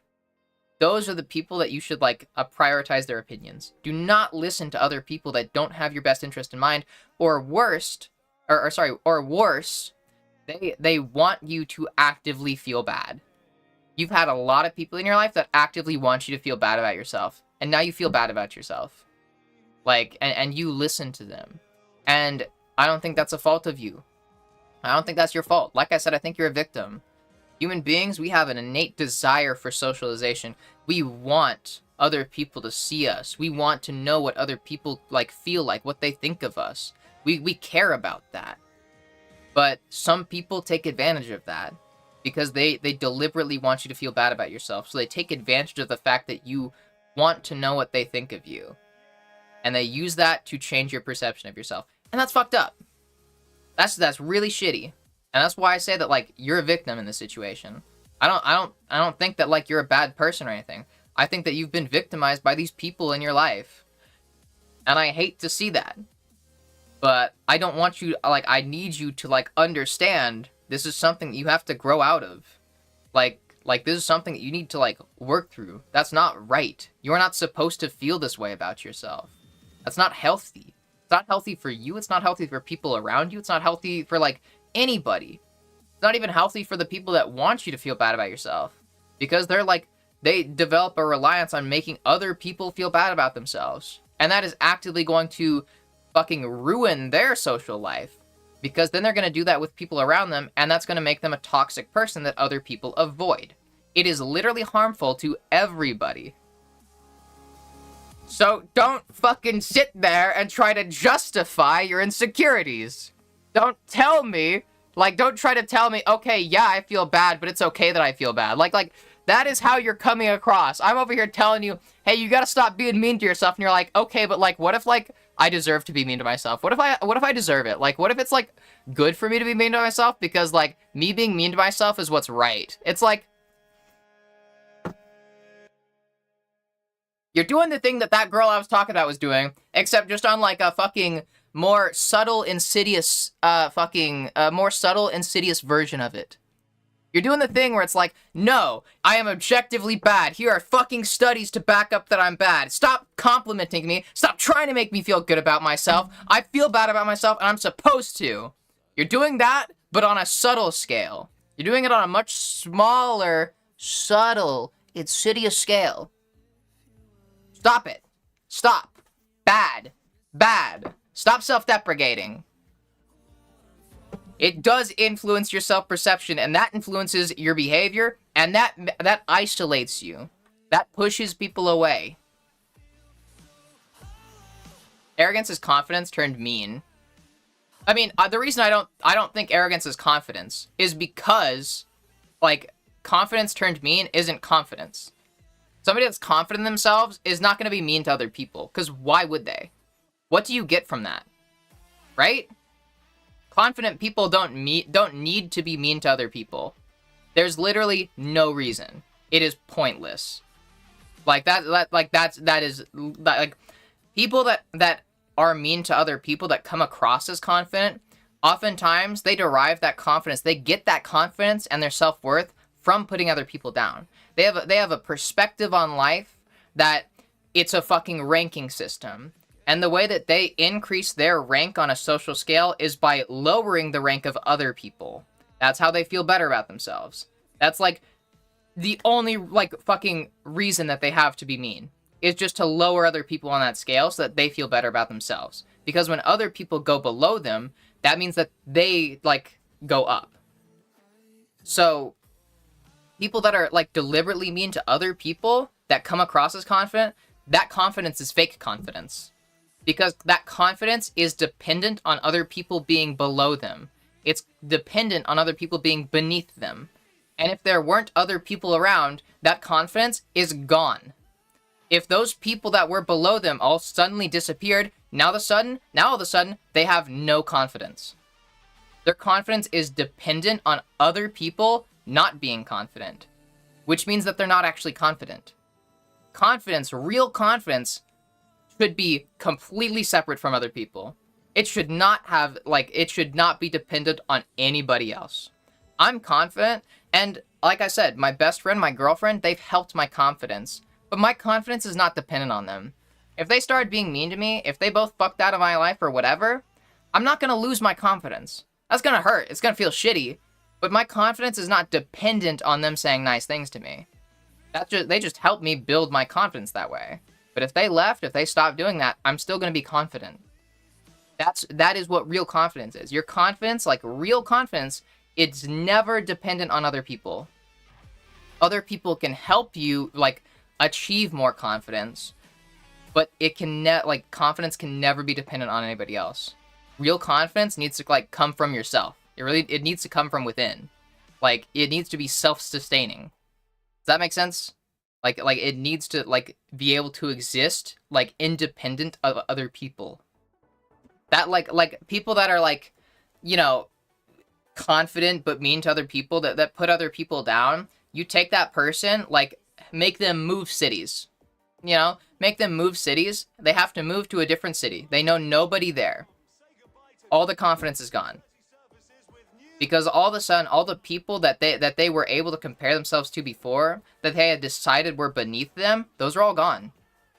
And now, they're surrounded by a bunch of new people, and they don't know what to do. And they're not going to build up that confidence until they learn what the hierarchy is, what the social hierarchy is, wherever they're at. And even more for that, that confidence is still circumstantial, because they might be in a, like, higher position on the hierarchy, like maybe at their job if they're a manager. But if they go to, like, I don't know, like a club or a hobby group where they're new to the group, and they're the, like, at the bottom of the chain of, like, people that are knowledgeable, that know what they're doing, like, stuff like that, all the confidence is gone. They got nothing. Because all of a sudden they're surrounded by people that are above them on that hierarchy. It's circumstantial confidence. I think that's a better way of putting it. Like, that's not real confidence because it's circumstantial. It's circumstantial. It's temporary. It's dependent on other people. So that's not real confidence. I think that's fake confidence. That's another example. Like, that's another way that I think arrogance is not confidence. I don't think it's overconfidence in the slightest. Like, it's just fake confidence. It's bravado. It's the appearance of confidence without any of the substance. And those people fucking suck. Like, and like, my best friend struggles with having that kind of, like, mindset. Because that's the kind of people he's been around, like, all throughout his life. Like, mainly growing up, but, like, he struggles with having that kind of hierarchical worldview. Where, like, he, you know, this is something that he's gotten a lot better with in time, but, like, he often feels, like, this desire to, like, you know, feel confident by making himself feel that he's better than other people. And he's learned that's, like, harmful. He's learned that that's shitty for him. Because all the things that I'm talking about, the consequences of circumstantial confidence, he has suffered all of those. From, like, fucking switching classes, switching schools, being around new people, being at a new gym even. Like, he's suffered through the consequences of circumstantial temporary confidence and what happens when you lose it. And now he's working on building actual confidence in himself. He's been working on actually building confidence that is not reliant on other people, and he's way happier now. Because now he's confident wherever he goes. Now he doesn't have to ever feel insecure. He's confident whenever. Because his confidence comes with him. It doesn't, like, fucking stay behind. Like, it's a fucking, I hate people like that. Those people fucking suck. Confidence is learned to walk. When you earn the confidence by growing, you learn to run. Yeah. Okay, sorry, I've been ranting for so long. I'm, like, fucking 20 minutes behind in chat. It's also a strength to know not to know. Yeah, I think I'm in Trinity. It is a big sign of maturity when somebody is okay with not knowing something. Like, when somebody, like, can't stand not knowing something, that's a big sign of immaturity and insecurity. Security in, like, ignorance is, like, completely fine.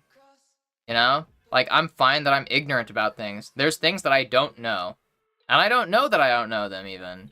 And that's okay. I'm secure with the fact that there are things that I don't know that I'm not good at, because why should that fucking matter to me? Again, my confidence is not reliant on me being the best at something. It's not reliant on me being good at things.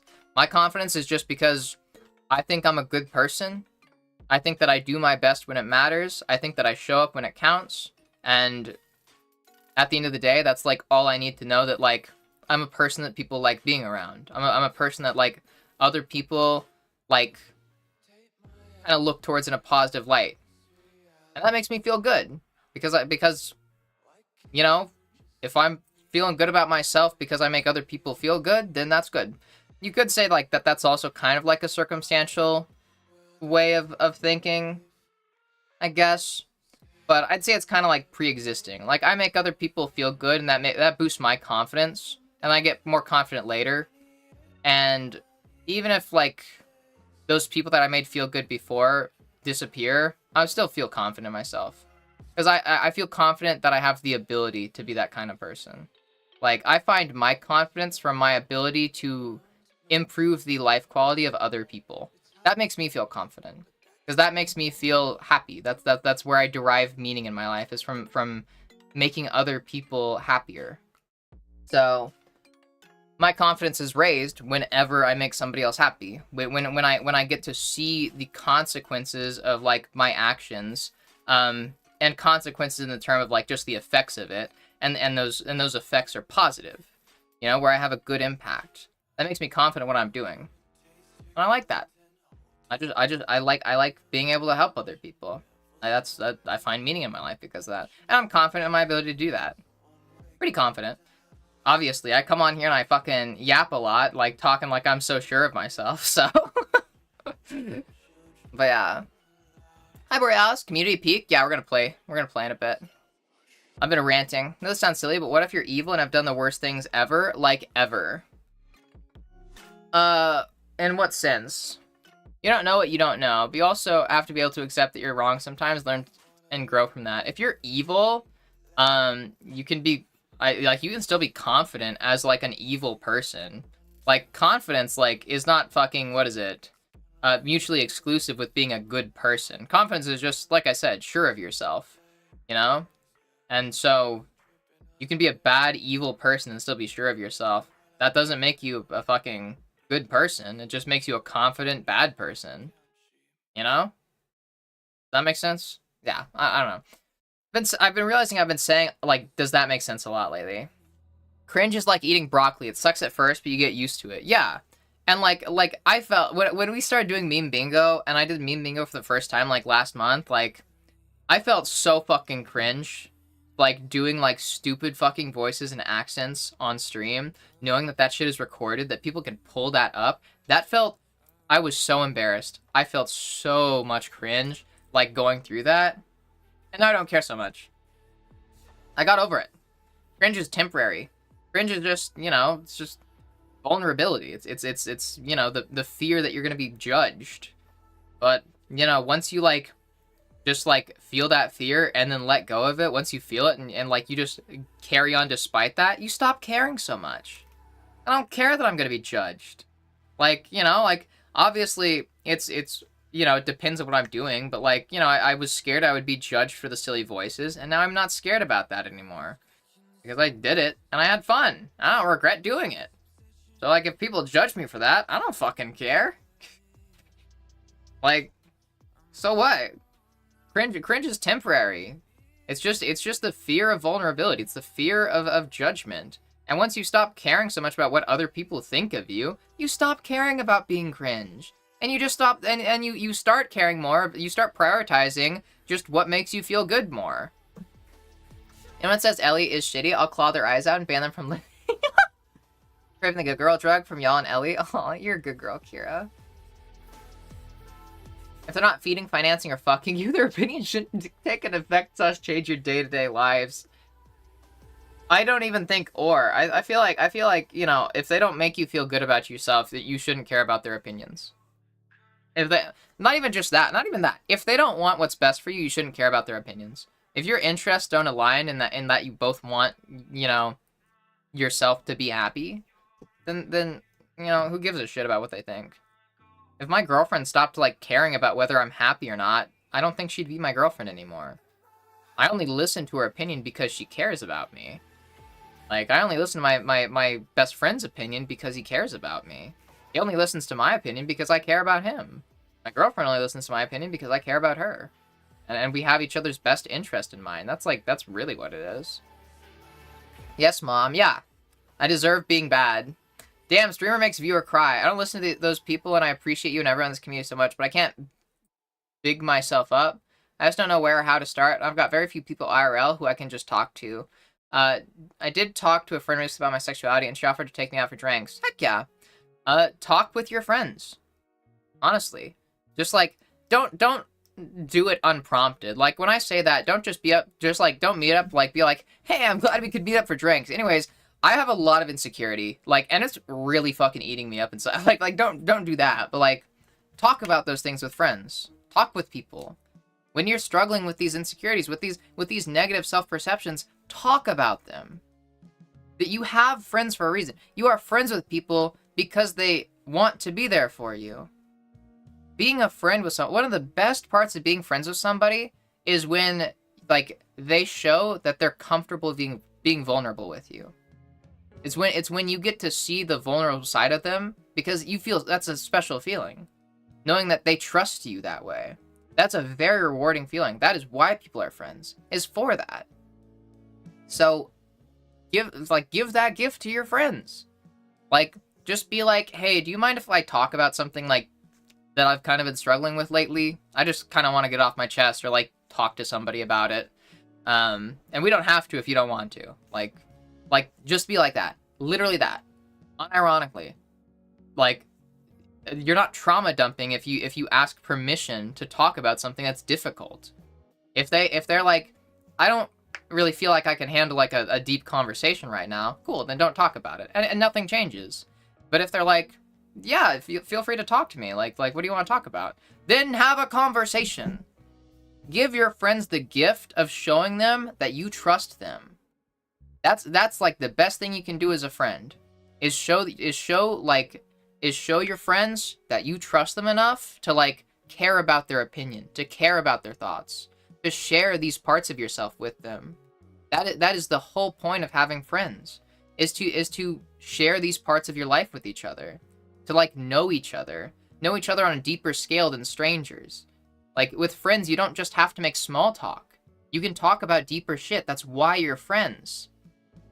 So if you get, like, permission, like, just ask, and if they're cool with it, then yeah.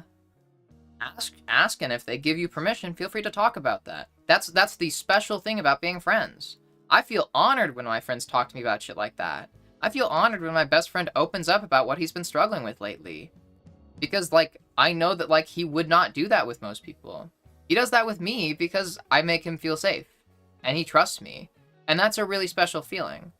And I do that with him because he makes me feel safe. And I trust him.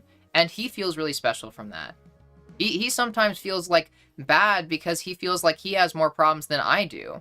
And he feels bad that I don't have, that, like, I don't talk to him about as many problems. Because he wants to, like, provide for me what I provide for him. Like he wants that. That's what your friends want. So give them that opportunity.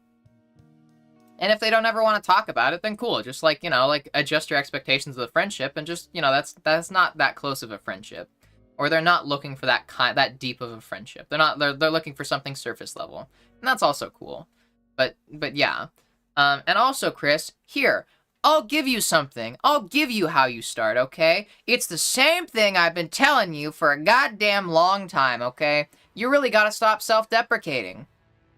I'm not saying, like, that I expect you to quit cold turkey, because I don't, because, like, stopping that is really difficult, because, like I said, self-deprecating is a coping mechanism, and it's really difficult to let go of that. It's a coping mechanism, and it's also a bad habit at the same time, and it's really hard to break bad habits. But you need to start breaking that habit. Like, you need to, like, try to stop entirely. It's built into us, Brits? Okay, well, build it out of you, okay? Fucking, an obsession with gun culture is built into us Americans, and you don't see me over here, like, fucking balls deep in a hog shooting a rifle into the air, okay? You can do it. You can overcome it. Okay? And if you want help, if you want, like, to speed up that process, here's the other thing that you can do. So, one, you need to stop self-deprecating. Like, entirely. like as soon as possible. And when I say as soon as possible, that could mean a year from now. I'm not expecting a quick timescale. Like you can achieve that in months, you can achieve that in a year, like, but the point is that eventually you stop self-deprecating. And aside from that, that's one.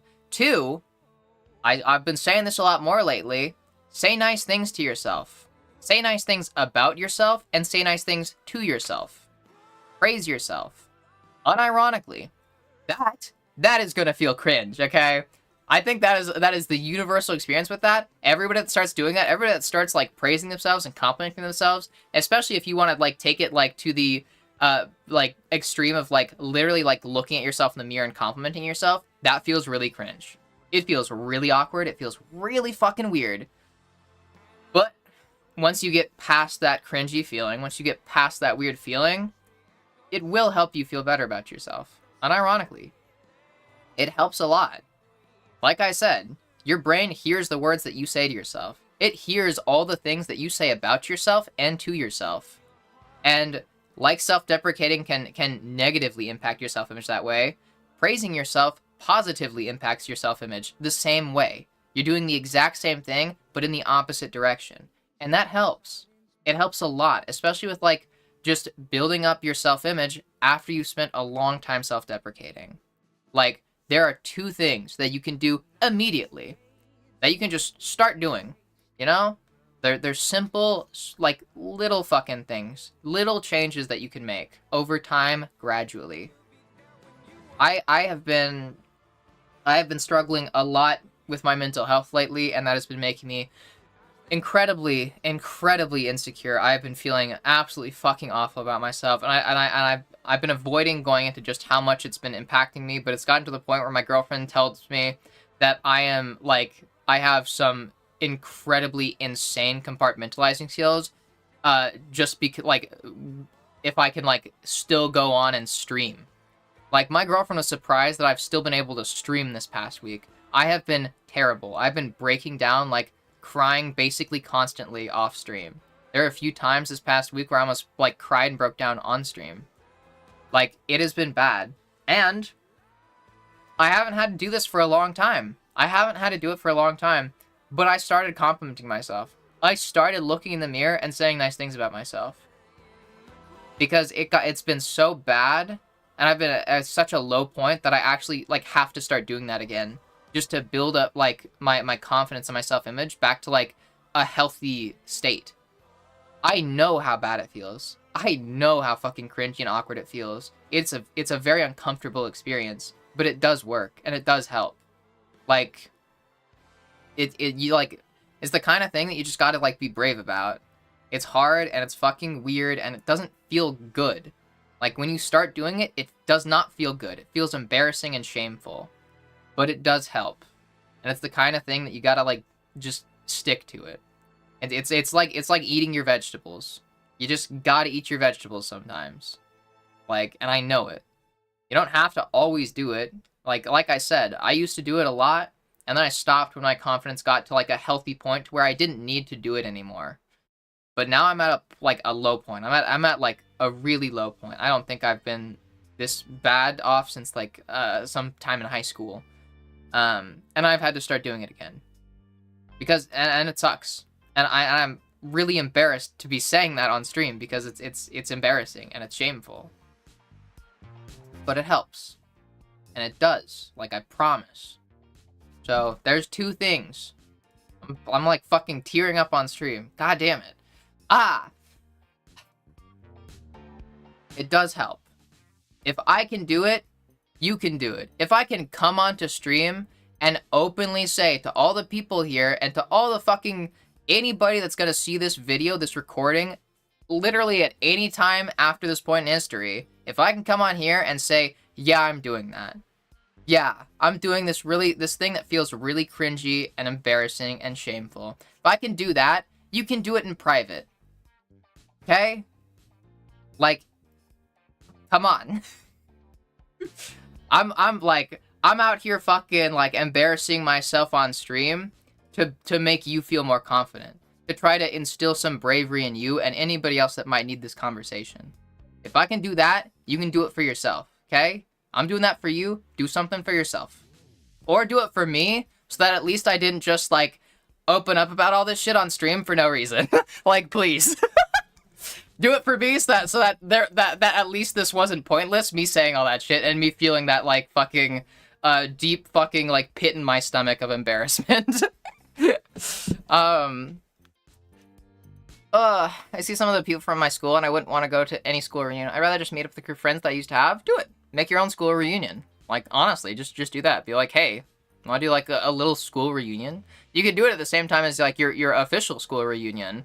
You know? Just be like, hey, instead, you guys want to, like, ditch the actual school reunion and just, like, go grab a beer? Don't, like, go sit in the parking lot and just, like, fucking chat and drink? Like, that sounds fucking banger to me. Fly in my face. They just tell them fuck off, really. Yeah. Will you make me happy, especially when you bully me? Good. Yeah. I'm trying to make you happy with yourself. I don't want to just make you happy. I want you to make yourself happy. That's what I want. Ignorance is nothing to be ashamed of. Willful ignorance is problematic. Yeah, I hate that shit. I also call that malicious ignorance. Like, you're ignorant because you know that makes it easier to be a bad person. Like, a lot of people that, like, are bigoted are like that. They stay ignorant because they know that the more they learn about, like, these people that they're bigoted against, the harder it's gonna be to, like, look down on them. You know, people that don't want to actually learn about, like, trans people, and, like, you know, people that talk about, like, oh yeah, children are getting all these surgeries, then you're like, that's actually not happening. Like, here's some stuff, like, here's, like, look into this, like, this will explain what the actual process is, like, for minors getting gender-affirming care. And they deliberately choose not to, because they don't want to know that. Because that'd make it harder for them to justify their bigotry. That'd make it harder for them to justify the transphobia that makes them feel good in some way. It's malicious. They're deliberately being ignorant in a malicious manner, because they have bad intentions. Those people suck. To always be willing to learn and grow and adapt to our environment, and confidence and arrogance aren't mutually exclusive. Yes, fact. I agree with that, yeah. Confidence is largely a good thing. It's the ability to boldly move forward in life. I don't have a lot of it, but I like to promote it. Confidence built on poor moral fiber doesn't mean that the confidence is bad. Poor moral fiber just needs to be adjusted. Huh? I think I get what you're saying. Cringe is like eating broccoli. Use garlic. I like your silly voices. Thank you. Yeah, see? I felt cringy doing the silly voices, but it made people smile. Another thing related to the silly voices, the only fucking reason I started doing silly voices on stream is because I started doing silly voices in private. I did not do, like, any silly voices at all. But then one day, like, I was joking with my girlfriend, and I did a silly voice, and it made her smile, and it made her laugh. And I like making her smile. I like making her laugh. And I was embarrassed, and I was fucking cringing at myself, but I was willing to, like, power through that because I cared more about making my girlfriend smile than about, you know, not embarrassing myself. And so then I started doing more silly voices.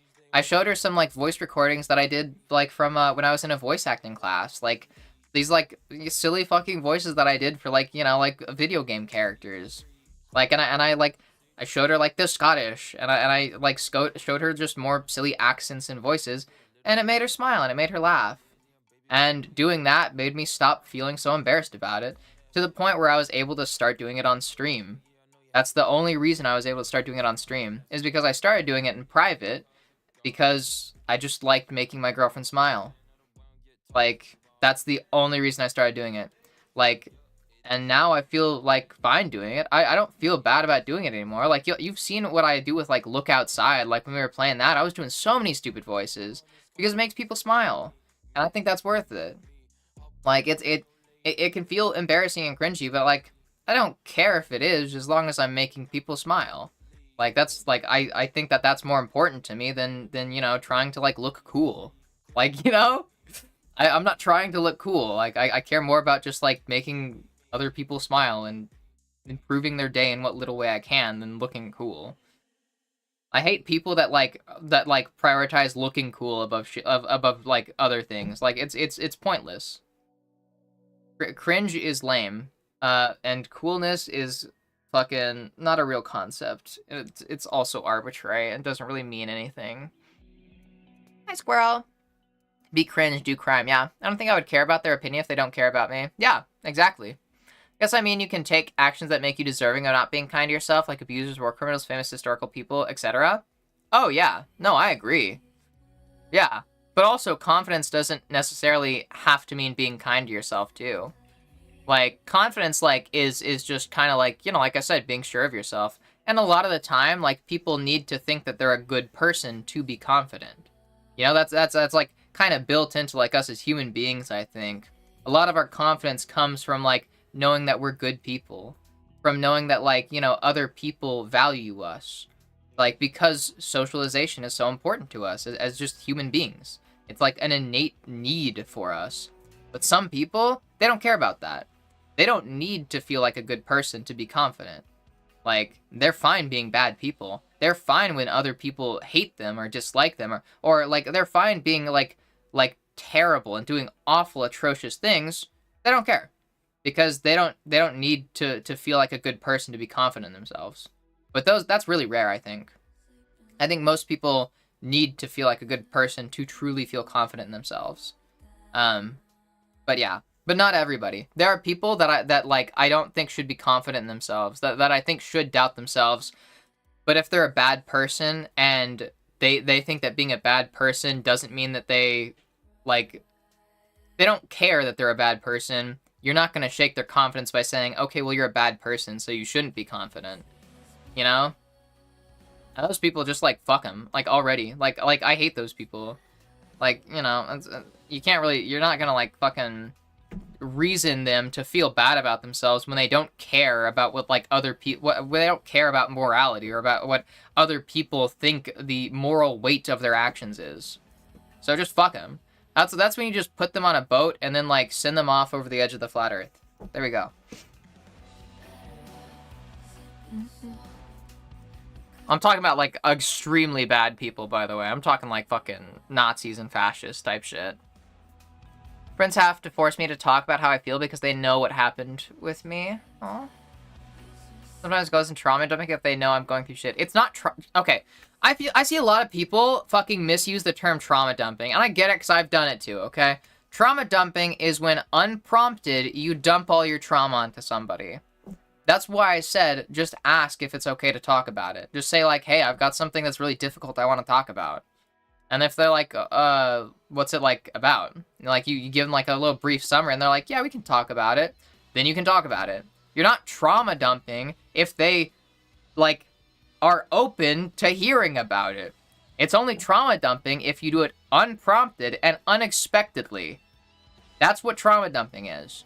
Like I said earlier, if you went up to somebody at the bar, like, if somebody, like, bought you a drink at the bar, like, they come over, they sit next to you, and like, here, let me buy you a drink. You're like, oh, thanks. And they go, yeah, so, I just got divorced, and my wife is taking the kids. I've been struggling a lot lately. I think I might be becoming an alcoholic, actually.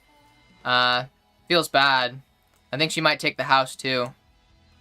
I don't know if I'm even, like, willing to fight it anymore. Just because, like, just too hard. I hate to say it, but I think I hate her. You know? And that sucks because I used to love her. But I guess that shows how quickly love can turn into hate. And then you're there, like, sipping your drink, like... Yeah! Ha ha ha! That's so cool. I have some friends over there that I'm gonna go back to meet. I was about to play pool. And then you get up and leave. That's trauma dumping. That's trauma dumping. It's when it's unprompted and or unexpected. I'd say and or. Unprompted and or unexpected. If your friends are expecting to talk about something, like if you're meeting up and they know you're going through some shit, they're probably expecting to talk about it. If you meet up and you say, "Hey, can I talk about something that's been like fucking that I've been struggling with lately?" It's not unprompted. You deliberately asked for consent. You got consent to like talk about it. It's not trauma dumping. Please, for the love of God, will people stop using, like, trauma dumping incorrectly? Talking about trauma is not trauma dumping. For the love of God, if you're already talking about trauma, then it's literally not trauma dumping to talk about more trauma. It's like, ah! Oh, God. I felt called out for the self-deprecating. Good. I'm calling out all of you people. Yeah, start being nice to yourselves. Yeah, all this unhealthy behavior, yeah, it's unhealthy. Feel called out if you're doing the things that I'm saying that are bad to do, that are unhealthy to do. Yeah, let this be your wake-up call. Lingering vestiges of Victorian Britain. In the morning or at night, saying nice things to yourself in the mirror is great for the mindset. Yes, it is. It's very good. Try so hard, it's hilarious how what I need to fix is not calling myself buddy in my inner monologue, but switching to girl. I've had to do that too. That is unironically one of the biggest things, like one of the most difficult things I've had to do is just change, like, and stop referring to myself, like, in a masculine way internally. That's been something that I still struggle with that is really hard for me. Like one of the things that I've, like, been doing lately when I look in the mirror and I say something nice to myself is literally just saying, like, you're a girl. That's it. Just look in the mirror and be like, yeah, that's a girl. I'm staring at a girl. That's fucking crazy. Looking at myself on the fucking camera. Damn, that's a girl. I look like a girl. That's fucking wild. Yeah, it helps. It's difficult. Hi, Envy. I still need to do the I almost said trauma dump. No, the hyperfixation info dump. Oh, I'm at the part of chat where I just opened up about, like, all the struggles. Oh, I feel bad. I'm sorry. I don't like bringing up, like, the drama that I'm going through in my life because I feel bad. Like, I feel bad talking about it, like, and making a big deal out of it. I don't like bringing my issues into stream, like, and killing the vibes. You know? Like, I like talking about my personal life and what I'm going through on stream, but not when it deeply affects me. Because I don't want it just to turn into, like, an Ellie cries on stream. Doing the park line and driving home. What a throwback. Wait, no, not drive home. No, don't drive home after drinking the parking lot. Bad. Do you find that I respond more to others affirming things about me? I just need to find someone other than my mom or other family members to do that. Yeah, it is. It does have more of an impact when other people say it, but it also does have. It has a smaller but still, you know, present impact. You saying things about yourself. Which is also, like, why it's, like, I say it about yourself, especially, like, if there's not people that you can rely on to, like, consistently or regularly affirm you.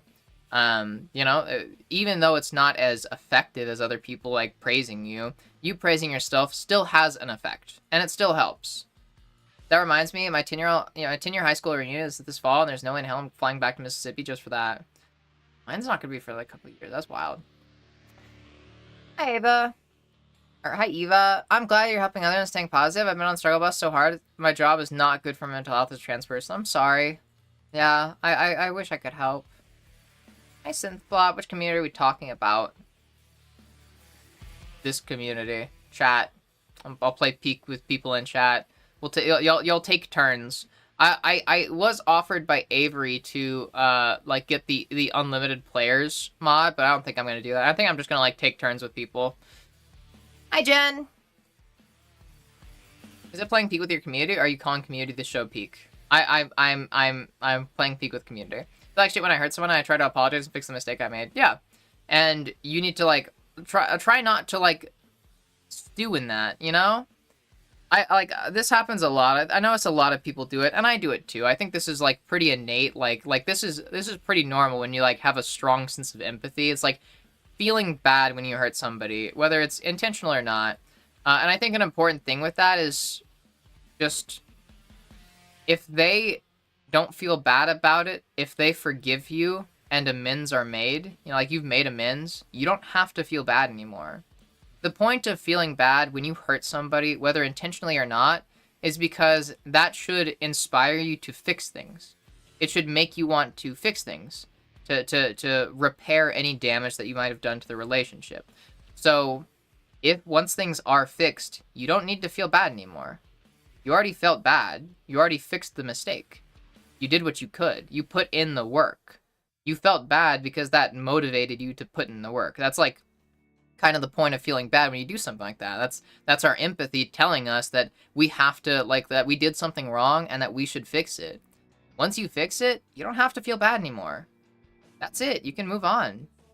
Like you feel bad for a reason, and that reason is to fix things. It should motivate you to want to fix things. That shows that you care.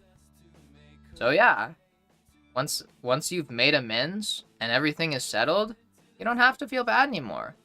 That's something that I struggle with too. A lot of people struggle with this. Like, and like, it's at the point where, like, I'm the kind of person where, like, this happens with, like, my best friend and my girlfriend. Like, my girlfriend, like, and I were just talking about this. We've had fights, and, like, we have trouble communicating sometimes. That's caused issues, like, and she was, like, trying to, like, bring up, like, oh, yeah, you did something similar to, like, this thing that you're talking about, like, when we fought before, but, like, I can't even remember what it was.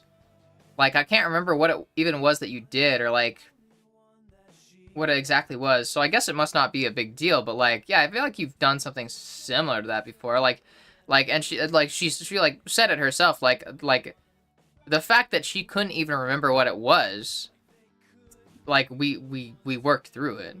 Amends were made. I don't even remember what it was either, because it happened, and then we talked, we made up, and I apologized, and I did what I could, you know, I've you know, been working on it, whatever it is, because I don't think it's been an issue again.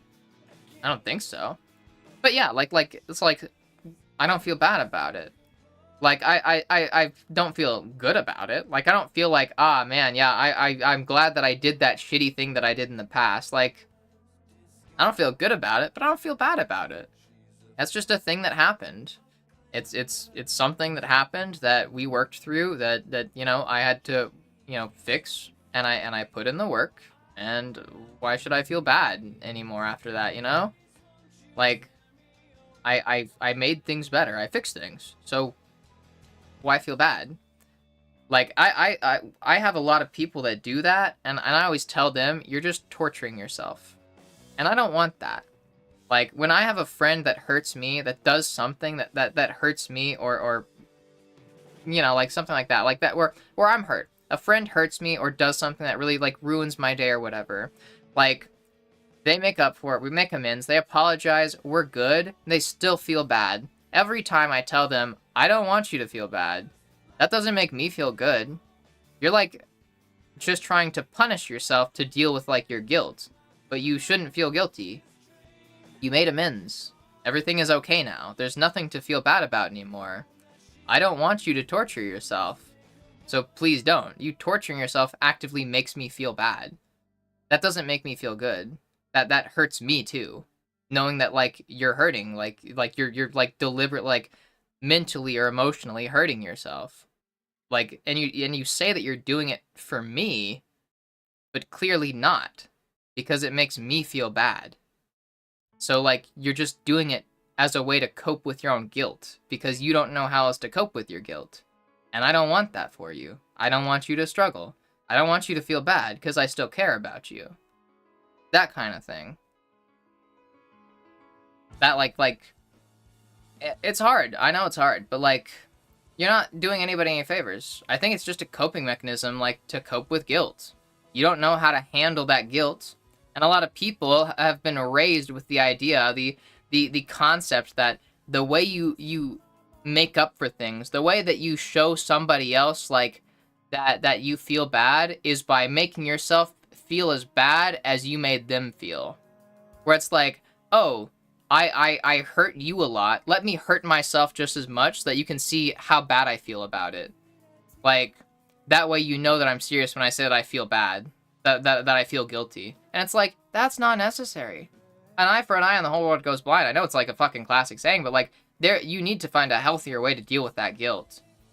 Like, you should not have, like, this retribution mindset. I think that's the best way to put it. It's a retribution mindset.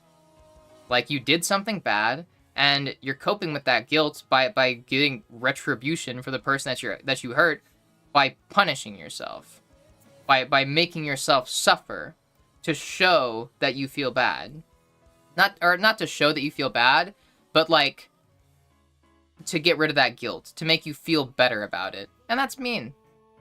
That's bad. That's not good for anybody. That doesn't accomplish anything. Like, you already, like, realistically, you already made the other person feel bad. You did something bad. You made a mistake. You have to fix it now. Focus on fixing it. Don't focus on making yourself feel bad. You torturing yourself, you punishing yourself, that's not going to make the other person feel better. That doesn't do anything. That doesn't fix the situation. That does nothing but make us that there's two people suffering now. Take that guilt that you're feeling, that bad feeling, and channel it into something productive. Not into some fucking, I don't know, fucking grand display of guilt. Nobody cares. Okay? If you're trying to make it up to somebody that you hurt and they care about you, they don't want to see you hurt. That's not a good friend. That's not a good person if they want you to suffer because you hurt them. That's not kindness. That's not good. That's just deliberately making it so now there's two victims. And what good does that do for anybody? I've had a lot of friends that act like that in my life, and I hate it every time. I've had friends that like do something that hurts me, and then they try to make a show of how bad they feel instead of actually just trying to help me or make me feel better. Like, and I prefer it so much if instead of somebody like putting on some big display of self-inflicted punishment, they just showed that they cared about me and actually made an effort to like help fix the damage that they caused. That's what I want. That's what I want from like my friends when they do something that hurts me. I don't want to see them hurt. I want to see them care enough about me to fix whatever damage they did. I don't care, like why would I want both of us to suffer? I'm already suffering. Help me stop suffering. Like, it's stupid.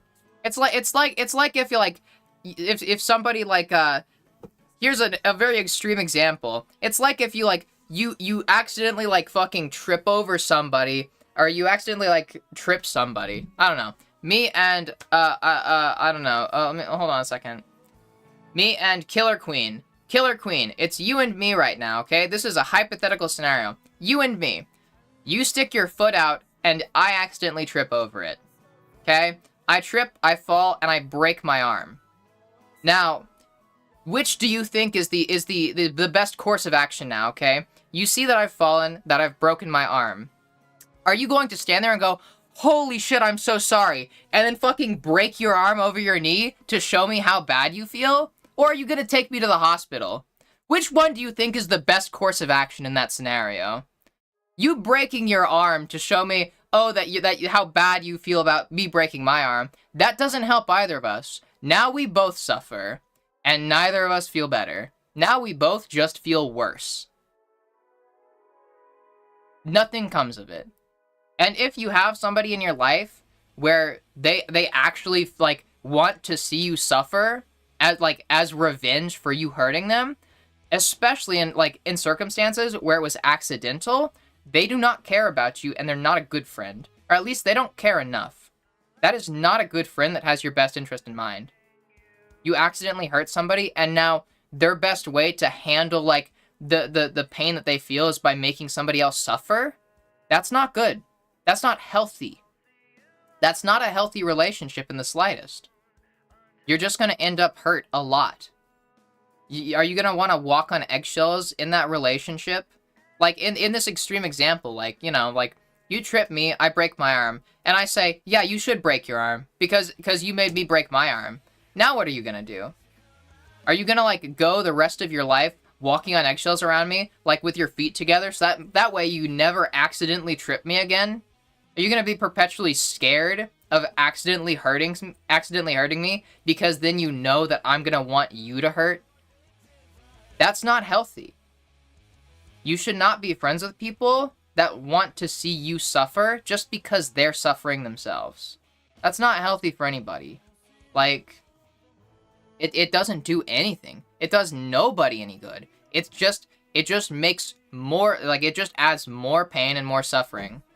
Like, if you feel bad that like you made me break my arm, that's fine. That's enough suffering for you. Like, that's like, I don't care about it anymore. Just like, help me out. You know? Like, I get it. You feel bad. That's it. You like, I'm glad that you feel bad because that shows that you care. I'm glad that you feel some regret because that shows me that you didn't mean to, that you want to make things better, that you want to fix things. And that's what I want. I don't need you to break your arm to show me that. I just want you to like show, like, you can show that you care and that you like feel bad by putting in the work to fix whatever went wrong. You know? Just to fix it. That's it. That's it. The point of feeling bad, like the point of like punishing yourself is like a twisted way of showing that you care, or a twisted way of coping with your guilt. Either way, it does nobody good. It does nobody any good. If you wanna like make amends, like, and deal with your guilt, if you want to cope with your guilt in a healthy way, then use that guilt to channel you into something productive. You know, cope with that guilt by making amends, by you know, putting in work, like to make the other person feel better, not putting in work to make yourself feel worse. And if you want to show that you care, same fucking course of action. You know, put in some work to like help the other person out, make amends for it. Me causing a tin car pile up on the highway. I'm just a girl. Yeah. By the way, we bring our issues here all the time, and the vibes persist nonetheless. Yeah, but I mean, you gotta admit, okay, I'm kind of the conductor of this little circus we got, and I like being able to keep everything on track. And I don't know, it just feels a bit different. I like feeling in control of things here, and I don't want to show. I don't want to like break down and like, you know, lose that control of myself on here. I'll still talk about stuff that's difficult, like that I've been struggling with, when I'm in a more stable place. Like I said earlier, you know, like with the bottom surgery stuff. I've been struggling with that for a while. And I'm fine talking about it now, because at least now I can talk about it without, like, breaking down and crying. I just don't want to talk about it if it's going to mean that, like, I can't keep control.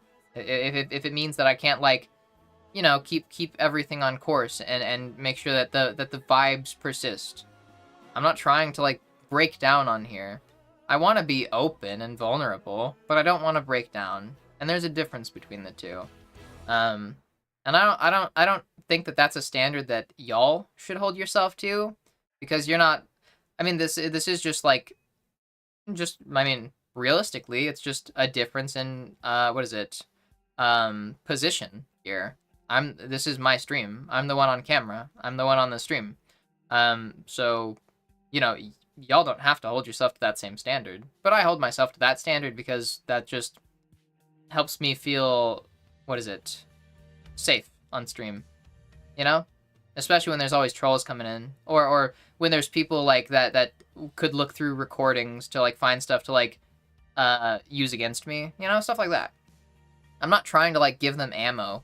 There's a lot of reasons, I guess, but yeah, I think overall it comes down to like just wanting to like be in control of myself and of stream, and also I guess be in control of like whether or not trolls can use things against me. Because if I'm talking about it on here, that means that I'm probably in a good enough place to where I'm fine with somebody like trying to insult me about something, you know? Like if I'm talking about it on here, that means that like I've already like started to feel more secure, and like I'm already like I don't feel vulnerable. I don't feel that vulnerable, like from, or exposed, I guess is a better way of putting it. I don't feel exposed.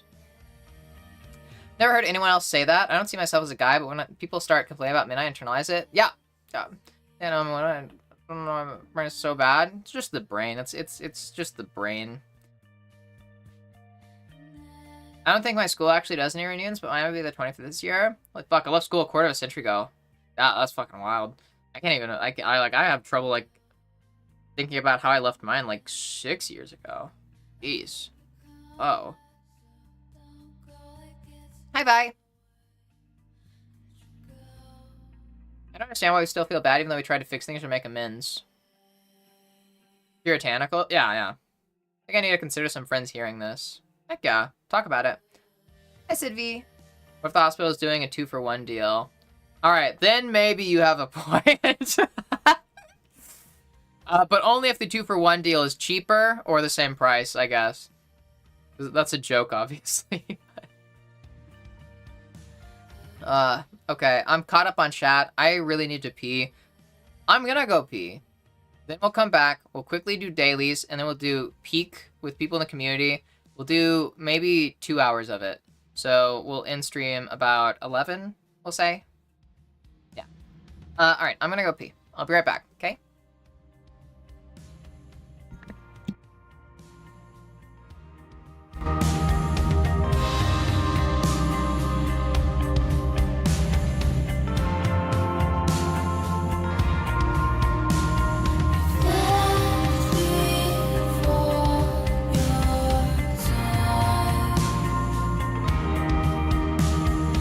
Yes, you, my whole life.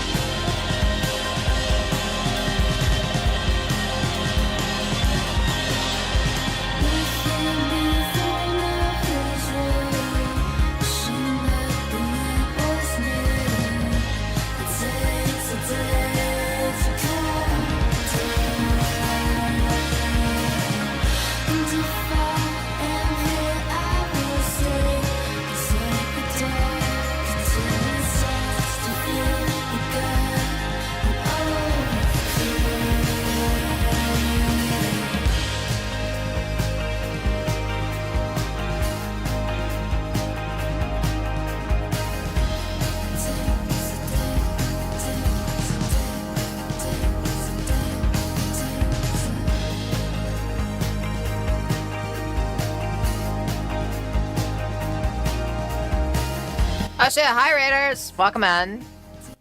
Sorry, I was peeing. Well, I'm back now. Hi! Still gotta put on my dress, though. But, probably put on the dress on stream. I can do it on the camera, yeah, totally. You know, it's just... I'll probably see the push-up bra exposed, but, you know, like, what's the fucking big deal? But, yeah. Yeah, but, what's up? Hi, Raiders! I'm Ellie. We're a step into this thing. Wow.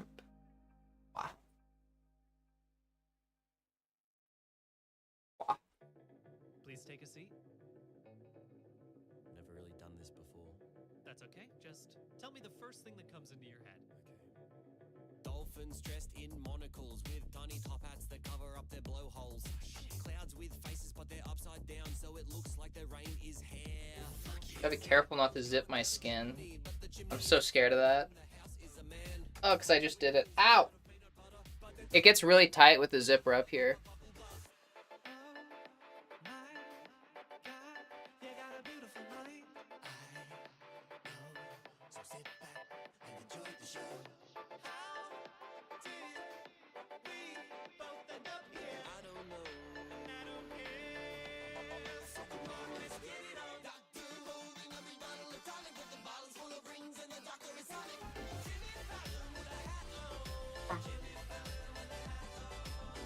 Hi.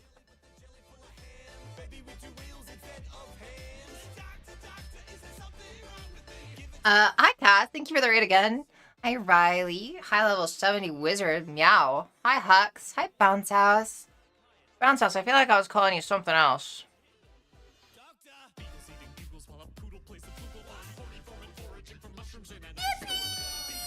Maybe I'm wrong. I'm probably wrong. I think I might be wrong. Wow, hi Bounce House. Hi Gobs. Hi. Hi Elder. Welcome back. Yeah, it's been a minute.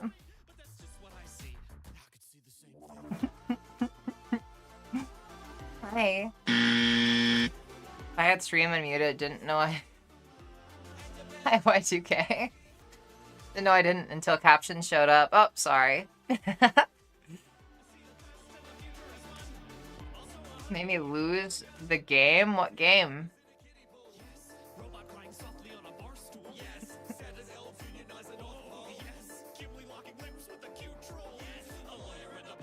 Fresco spinny dude. That's where did you get your belts and necklaces? Thrifting, mostly. I got some belts from my friend, like from my friend's stuff after they passed. But most of my belts, I think I got thrifting, or I guess just random locations. You don't find a lot of belts while thrifting. I don't know. I don't actually have that many belts. Oh, I got some belts from Spirit Halloween. Jewelry, most of my jewelry comes from thrifting though. This necklace that I'm wearing that, like, you know, draws attentions and points at my tits, like this one, I think I made this. This was originally an earring that I just took apart and then attached to a chain. And I still have the other one, I think, in my little jewelry storage back here.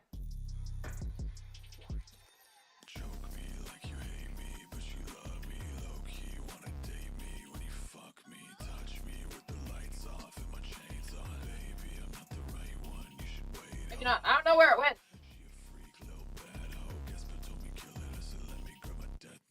Oh, here it is. Yeah. Yeah, this was, these were earrings. I took them apart. Yeah. I think there was a...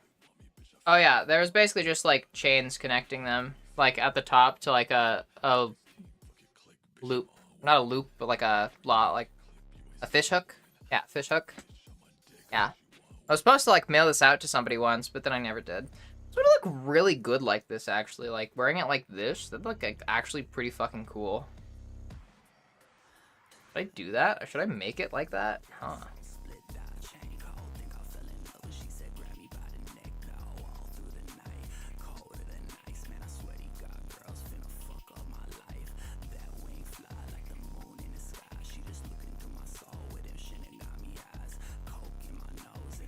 That could be cool. If I ever, like, figure out how to do that.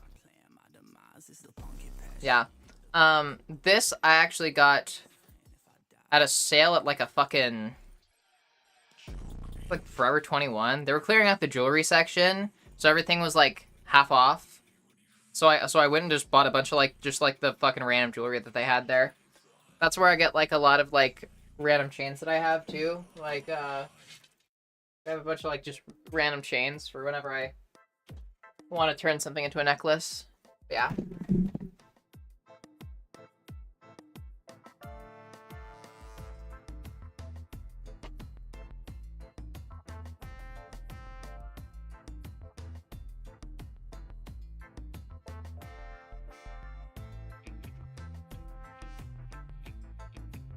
I can't tell if it's the straps on the dress or the bra that's like kind of hurting my shoulders right now.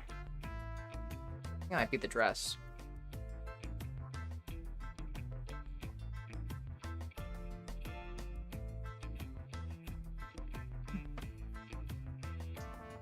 And another name for myself? That's completely fine. Can you squeal? Does that work? Does that work?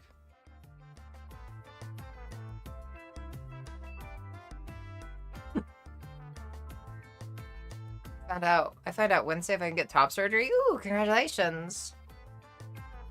I asked out the cashier at the best local thrift store, so I'm going to be more femme presenting before trying to go back so he doesn't recognize me.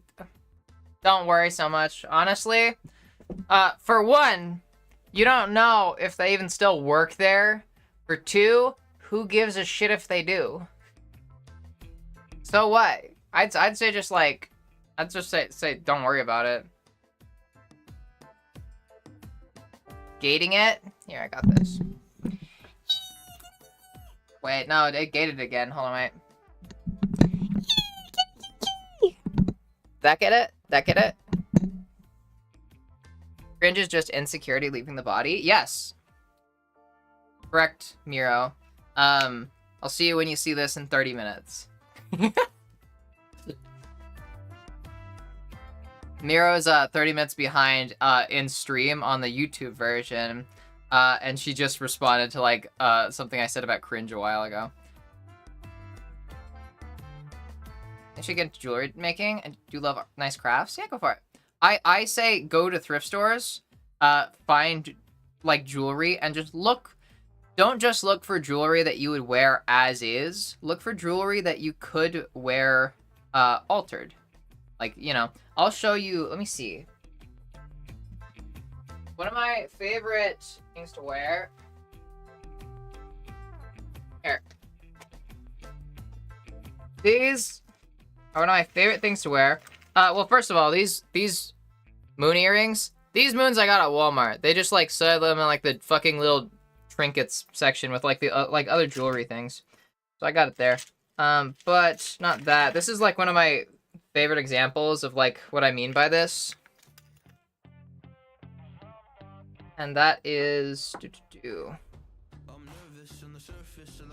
this jewelry set. This necklace and these earrings.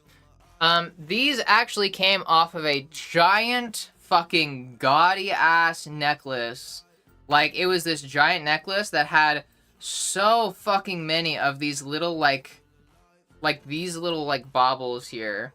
Like just all interconnected with rings. You can see like holes on the ends, like where there's this ring here, there's like holes here, where a bunch of them would interconnect through a series of chains, like, and it just created this giant fucking necklace that was just a bunch of them, and it looked hideous, mind you, okay? It looked fucking terrible.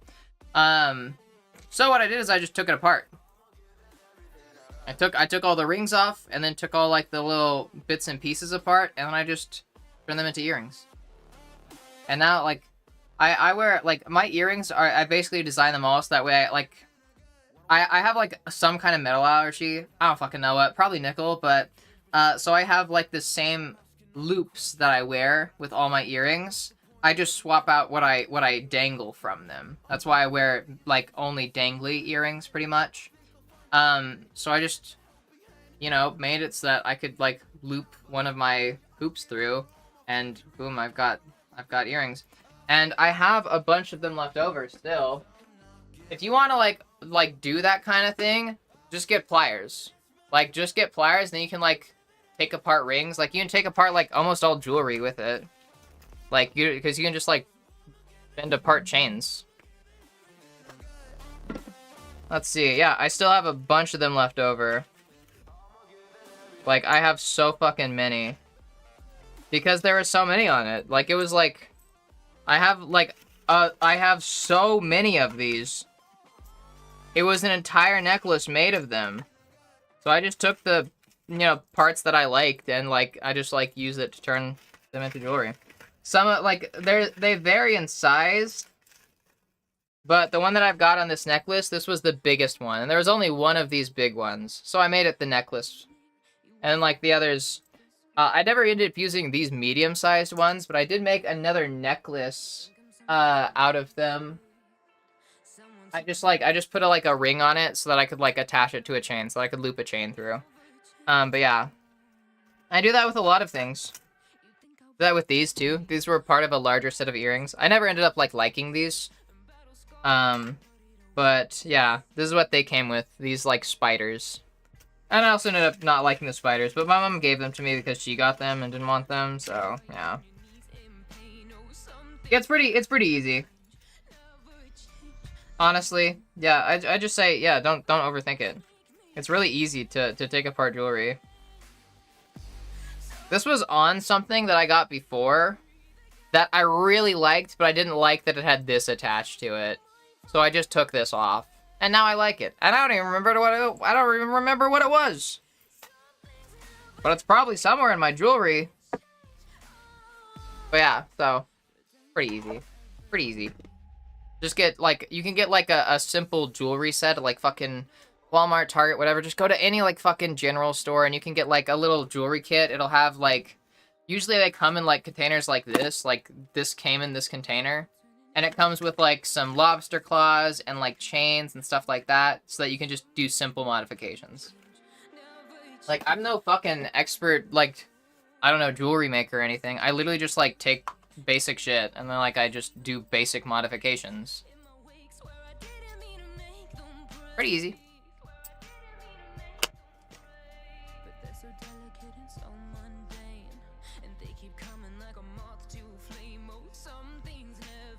I have to get medical clearance? Ooh, good luck. I hope that you can.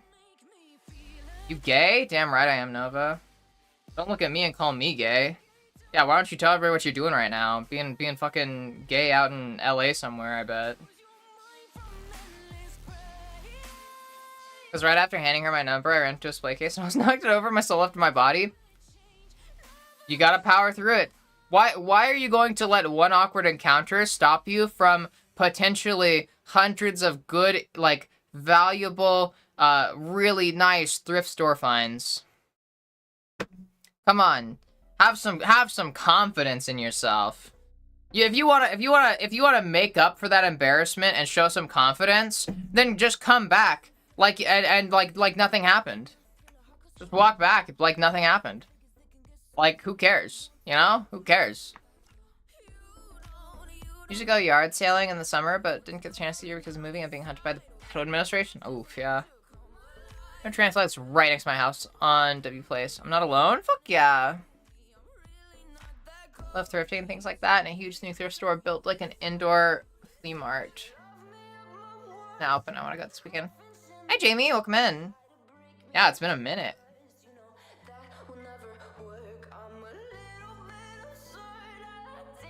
I feel like I've gotten a free good girl and a super helpful info today. You're spoiling me, Ellie. Heck yeah. Yeah, so say thank you. Say thank you, ma'am. Good night, Envy. Sorry that I still didn't do the fucking hyperfixation dump. Ah! Being gay all day, every day, no matter where I am. Exactly. Let me do the dailies real quick. Because then we're gonna jump into peak. Oh, also fit check. Yeah. Wait, hold on one second. Before I do. I'm gonna get the max titty out. We're gonna go max plumpage. We're doing the titty trick. We're doing titty tricks here.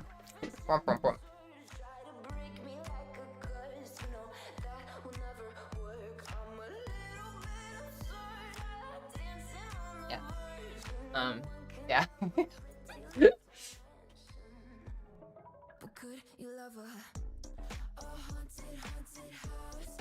My titty sounds like my weekend, huh? I just hate the way my hands smell like metal after going to that fucking all the jewelry graveyard there in that little tin. I'm really hungry too.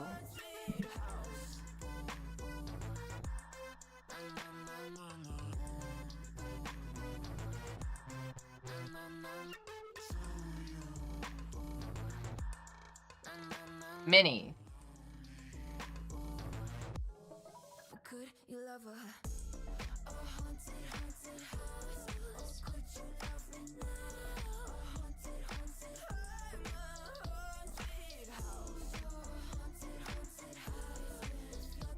You're so cute. Thank you.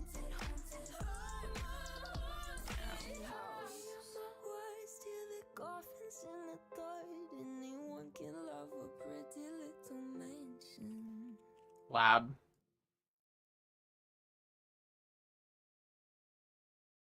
TV screen option for short.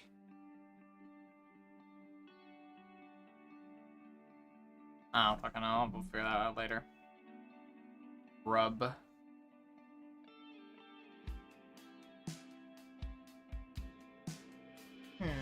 Wake up!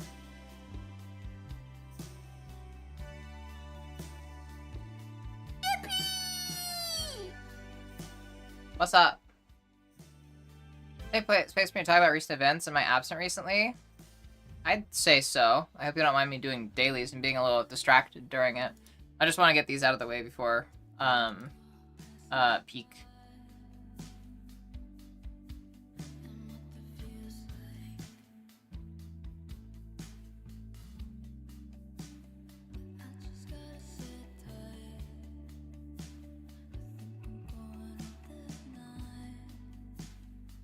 With not being able to reach out? What do you mean? What? I'm confused. Bitch.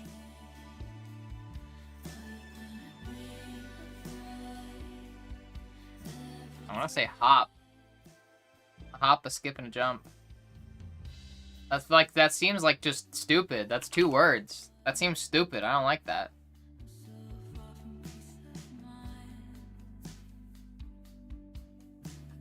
Is it seriously a hop?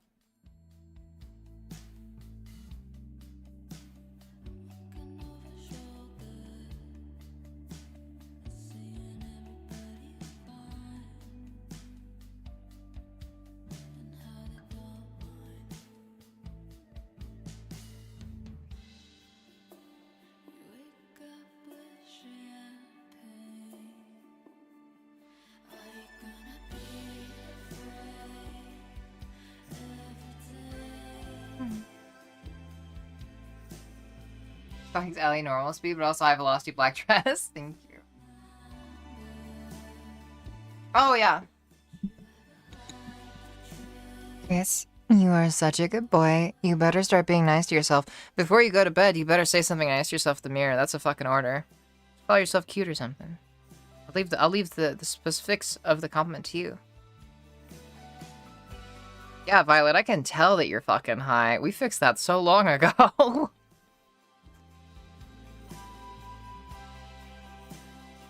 Okay. I'll give you the good fox, too. Alexis, you are such a good fox. Thank you for being here, and same to you, Chris. I appreciate you both. Both of you better be being nice to yourselves. Fucking order.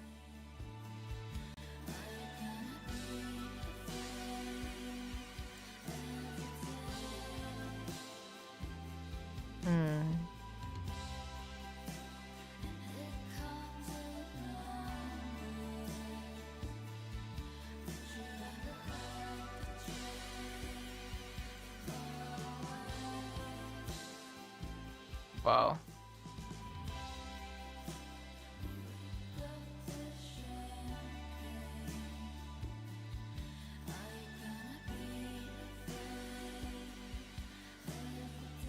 Get off. Back in at the end of June with only 2 days notice. Spent the next month searching for a job, applying to different places, did 10 interviews, but I found one. Where I work now, an overnight 11 p.m. to 7 p.m. shift, aka at a retirement home. Oh shit, I'm sorry. Late night, the new sleep schedule, and the deep financial trouble of that time unemployed on top of the need to move at the moment. Mess, and over the last couple of days, I've been leaning on my addiction to make me feel better. Breaking news, it doesn't. 11 p.m. to 7 a.m. Ah, yeah, I'm sorry, that's awful. Dearly, you hate me and hope I die? Don't even joke about that, Violet. Unironically. Like the you hate me things, that I get those jokes, but don't say it. Don't talk about dying.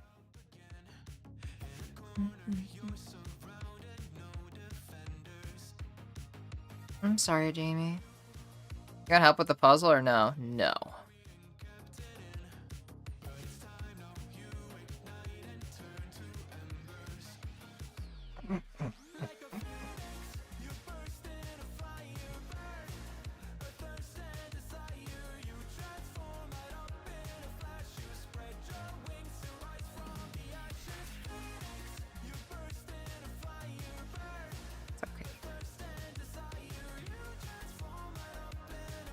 I'm sorry, Jamie.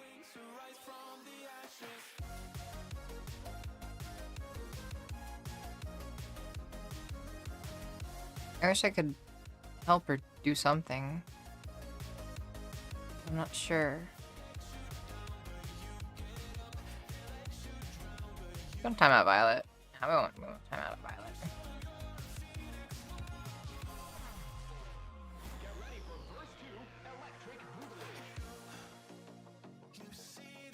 What?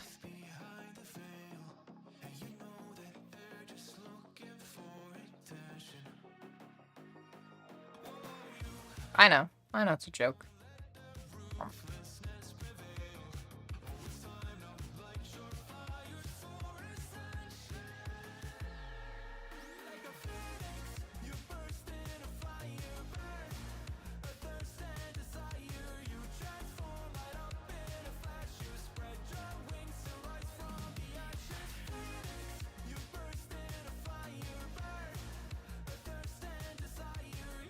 I'm sorry, Jamie. I hope that things start to look up soon.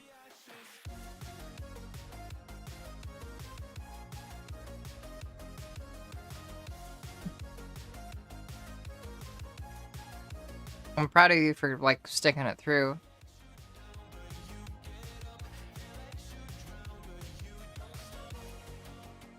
I'm happy to help, yeah.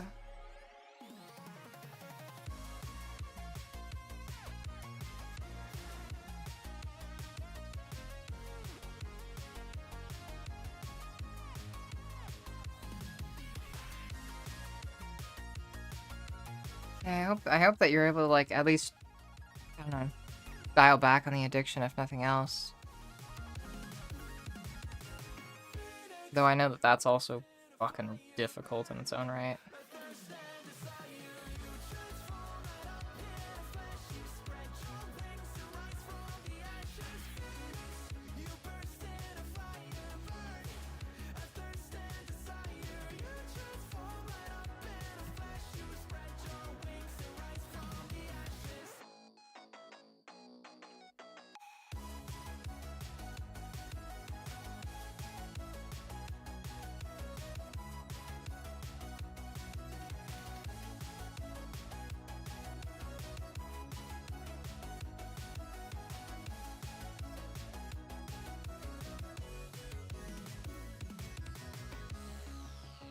Yeah.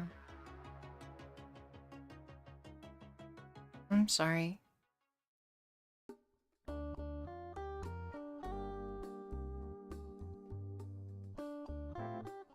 Yeah, be careful online, especially.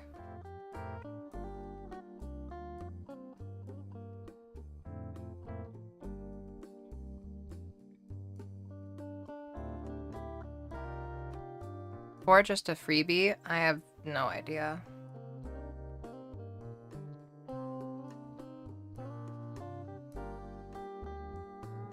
Jamie, we literally just went over this. It's not trauma dumping if you ask for permission. Although I won't rant at you, but it's not trauma dumping if you ask for permission.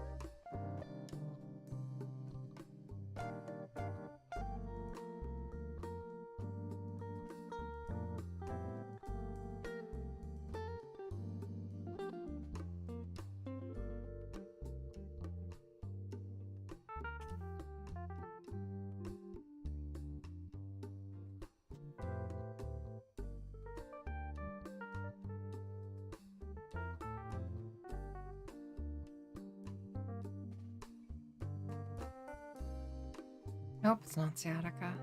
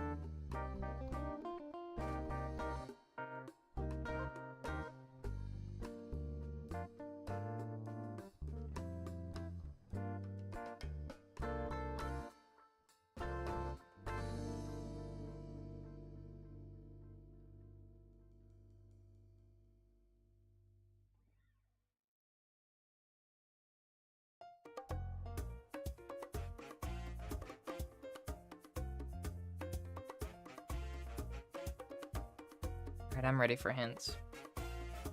With those that are willing to offer help. I have no idea what I'm doing.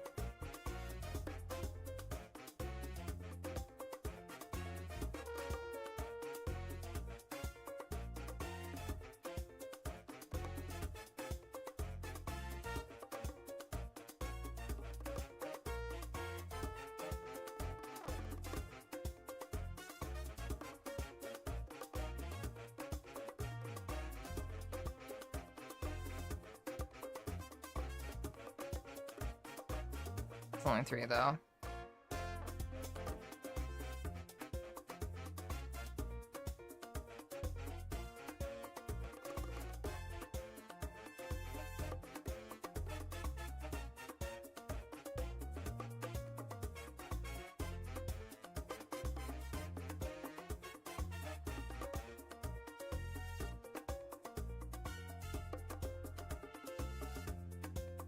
What's the Mexican word for 6 across?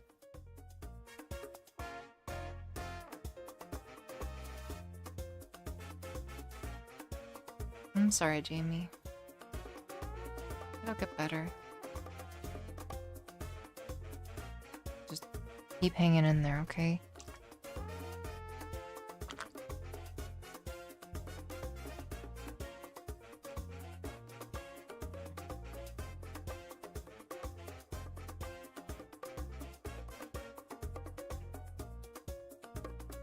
I think Reg might be.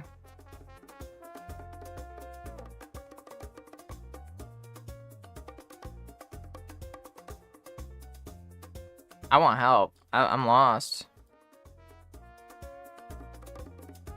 This be Meyer?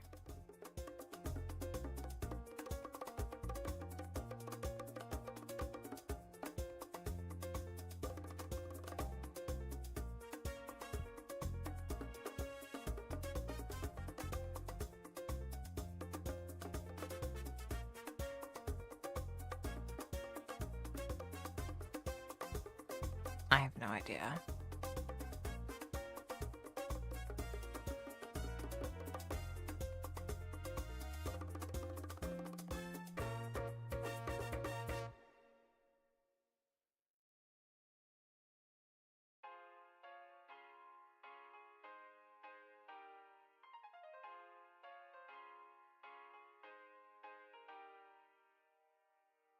Hmm.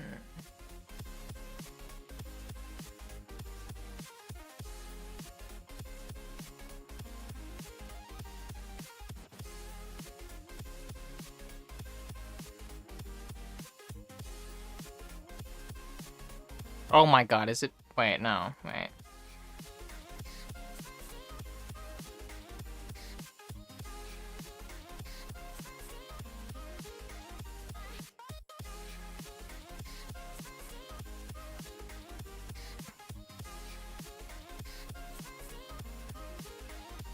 Boxer dog.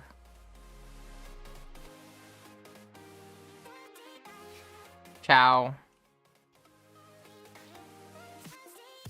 They're dog types.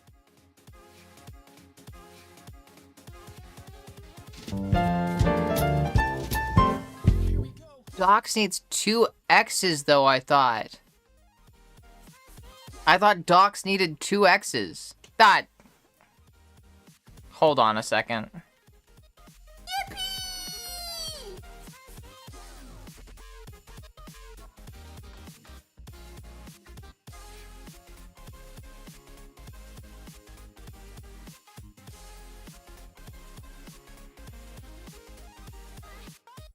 Okay, it can have 1 X or 2 X's. The 2 X's is the more common form. Okay, that's fucking stupid. I'm salty. Okay, whatever.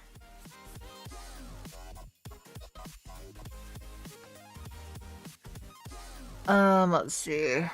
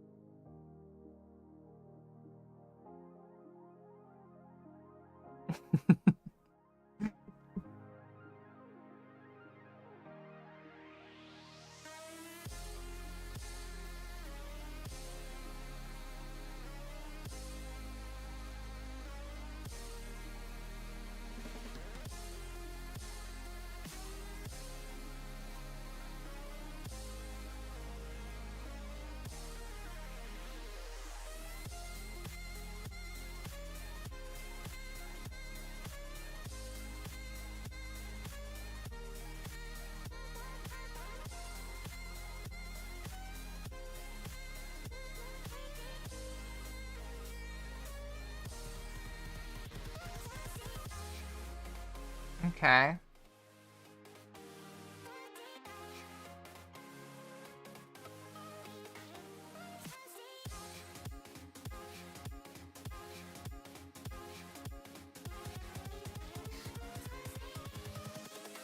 Invincible.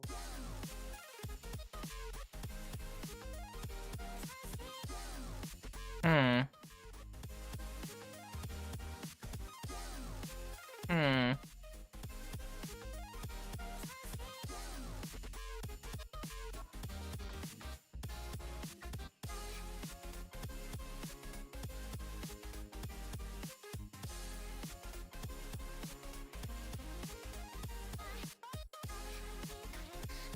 H has to be here or here.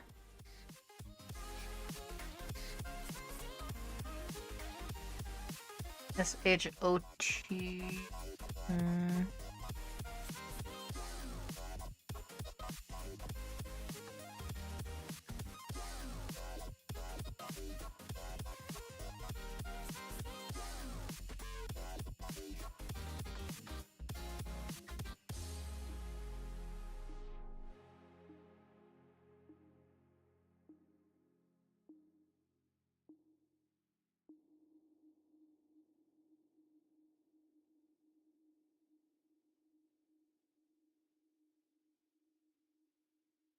think that's missing an E.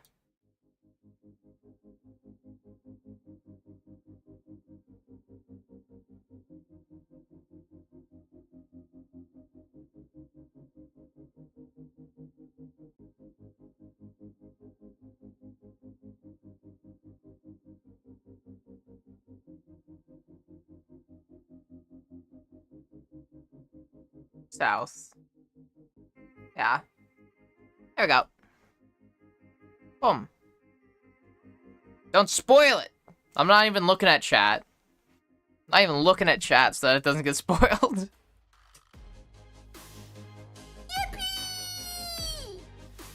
Hmm.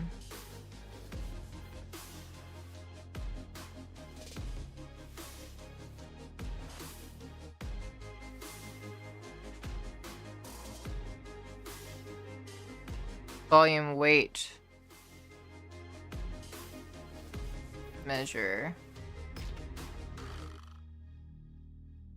Count.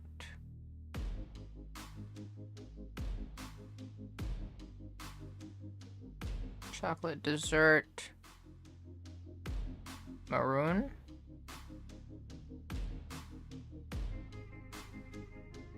Plain. That's desert, not dessert.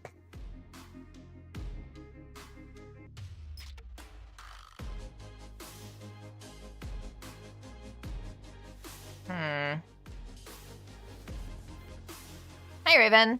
I care about you, I just don't want spoilers. Try maroon. No.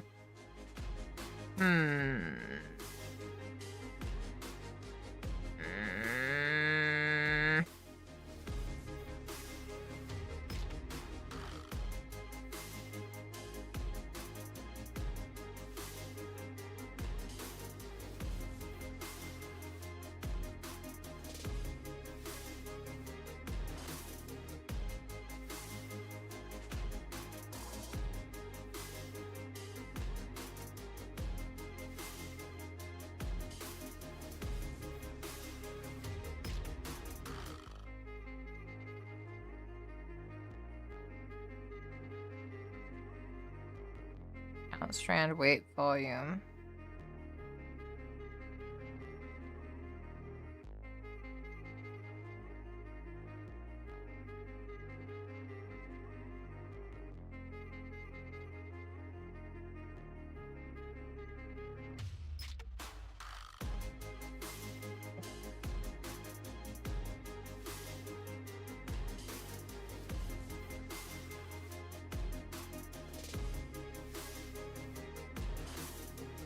A normal, standard, vanilla.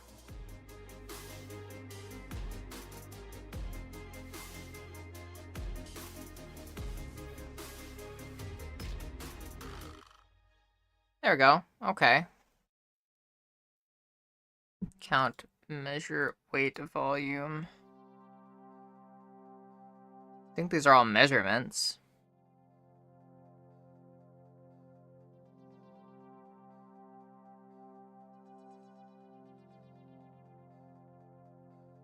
Specs on consumer packaging. I never would have fucking guessed that. Alright, but measurements works.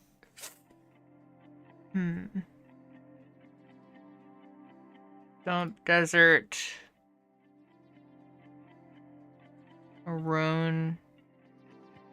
Strand. These are all things like ways to show somebody's left behind, kinda.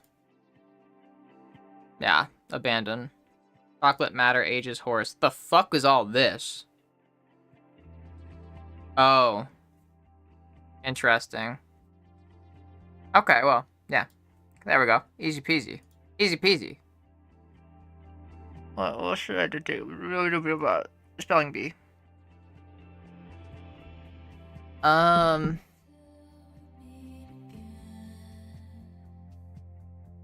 Daily.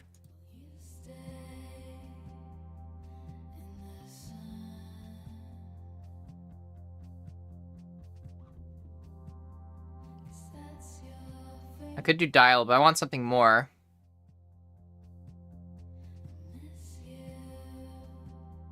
Daddy.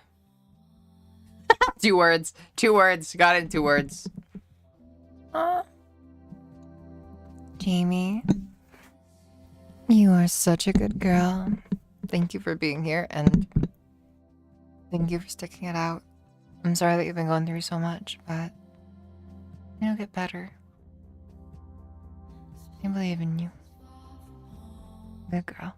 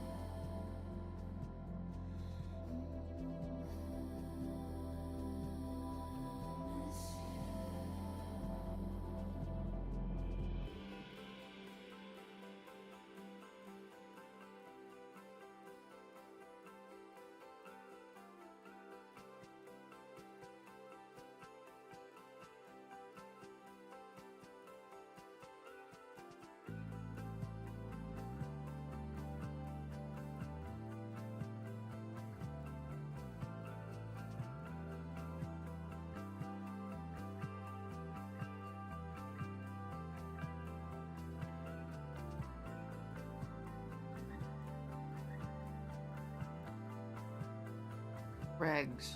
Okay. Okay. All right.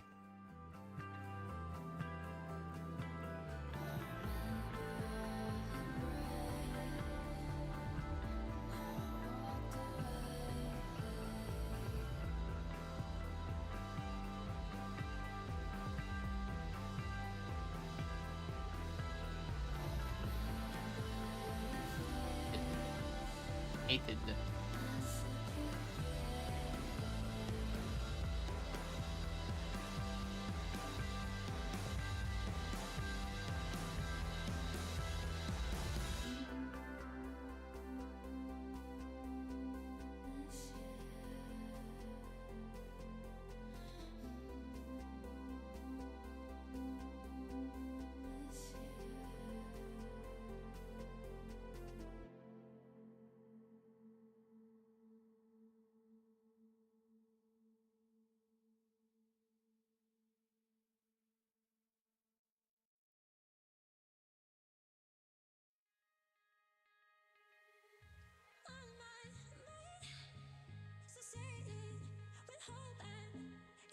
Mm-hmm.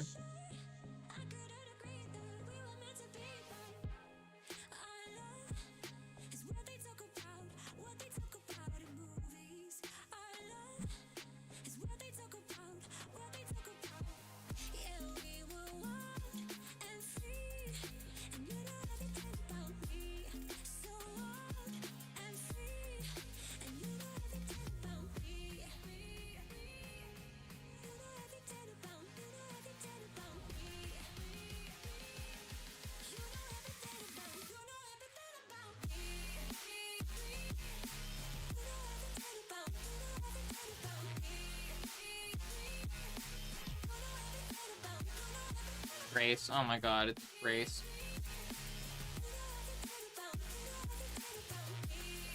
Yes.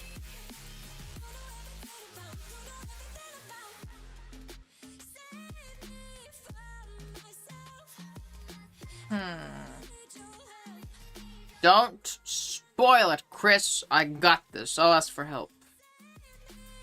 If I need it.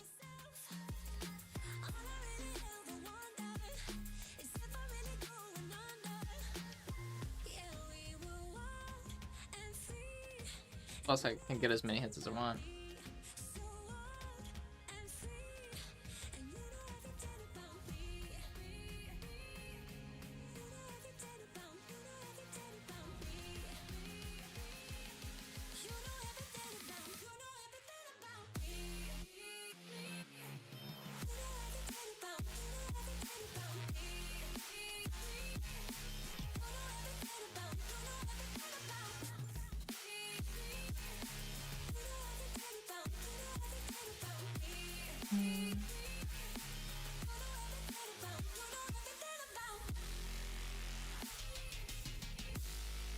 residue.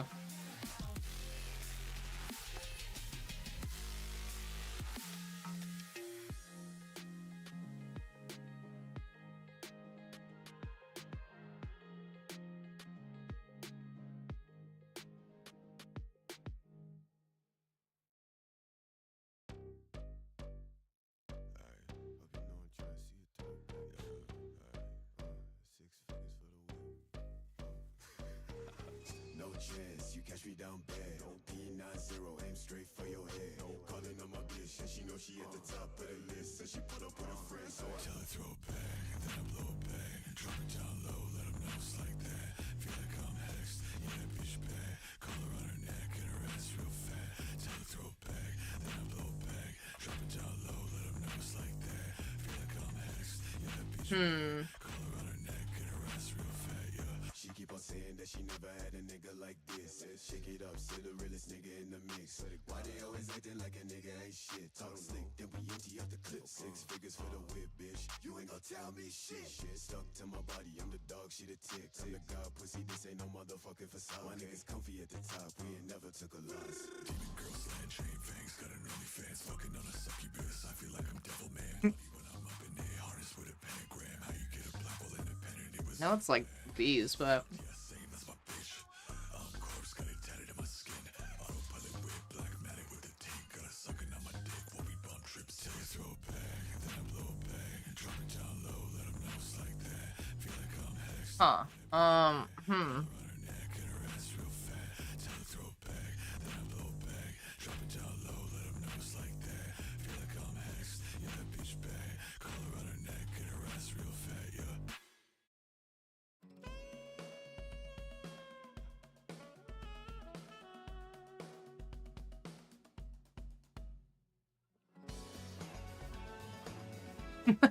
Okay, I was taking some thought.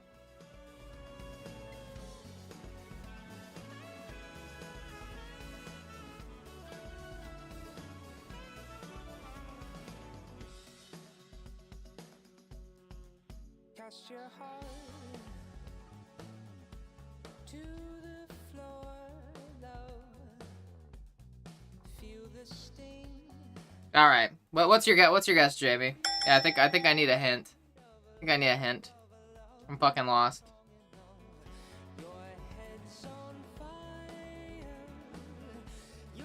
Oh yeah, that's totally it. I never would have thought of that. I'm not gonna lie.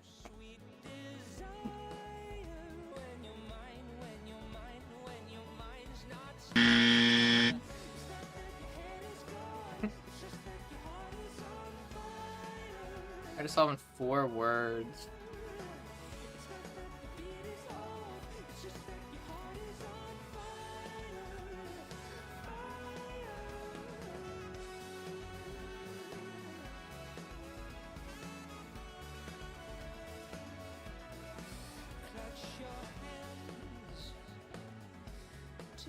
Got something on my mind. Wait, never mind. I can't do it. I can't do choke. I was gonna do choke.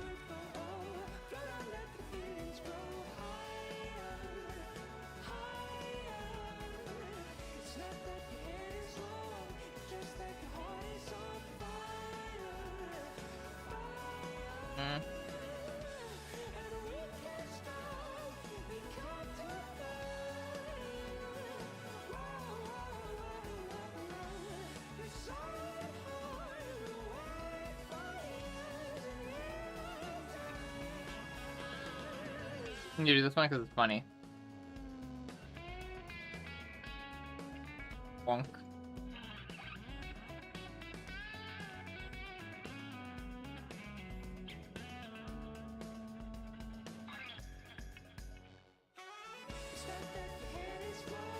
do kitchen. Can't get the C.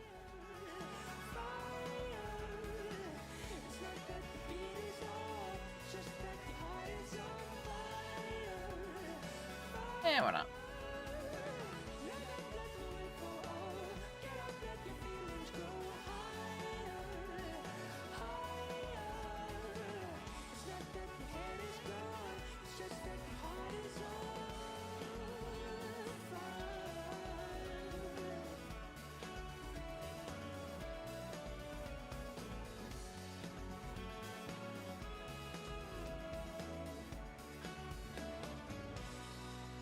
This is where I get stuck.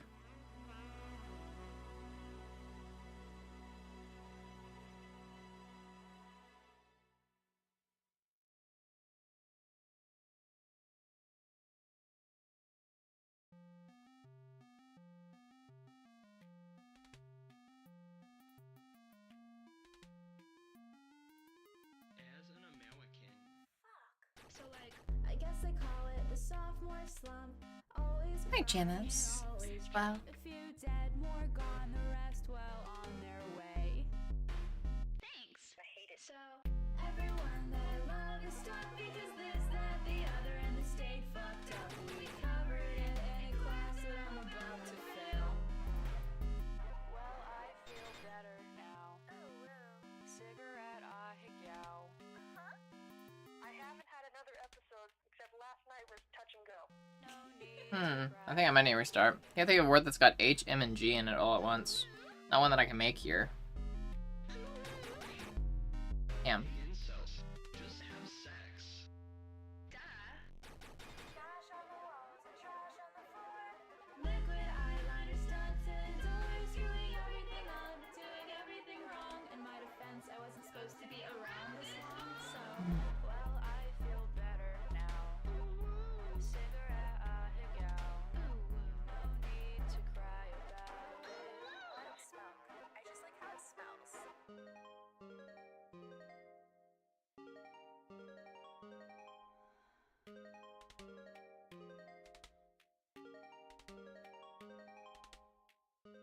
Inge?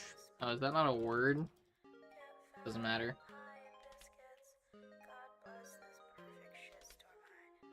Inge.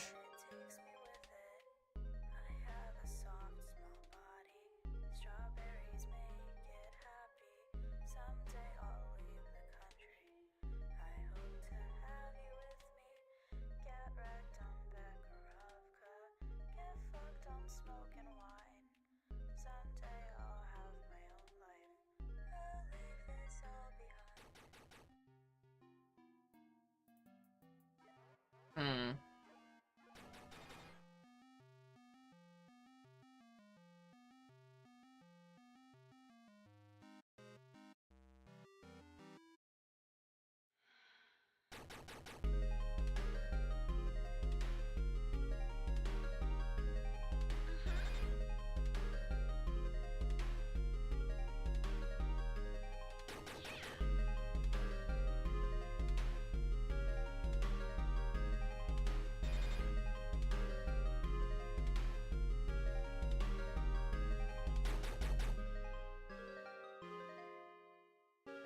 This is where I might be stuck again.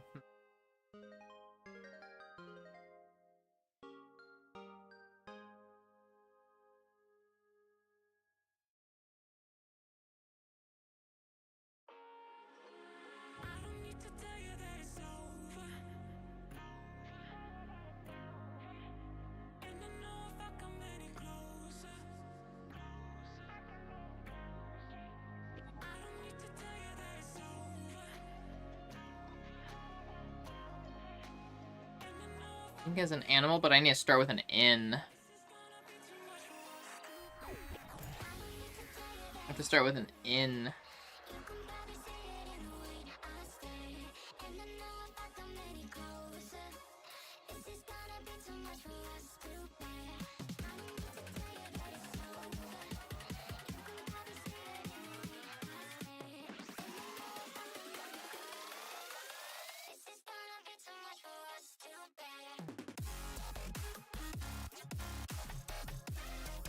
Yeah, restarting again. Wait. Back it.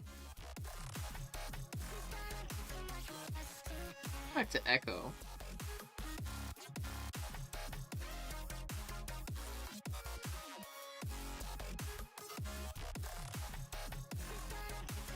I'm just calling to say.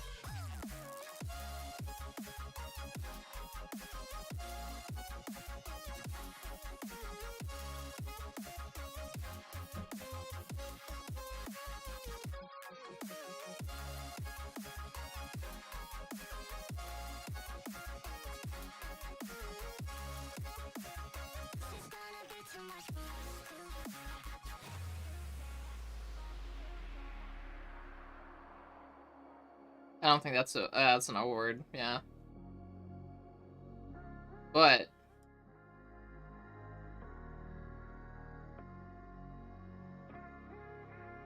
I think that might be. No, I'm thinking of Epoch. Damn it.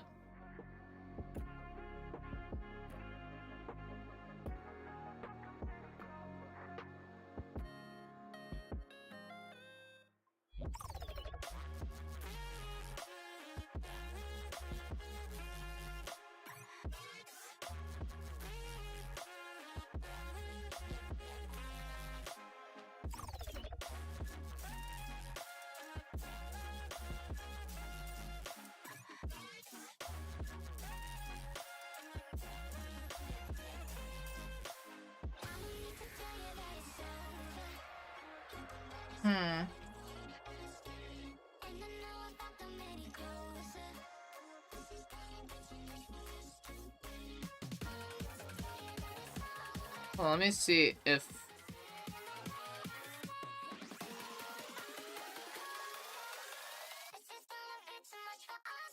You can do the same letter multiple times. Oh shit, I didn't know that. Alright, hold on a second. You know what, Nuke? Hold on, just for you.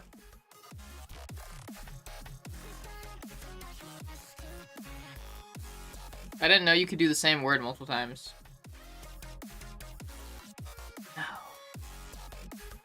What night? Or the same letter multiple times.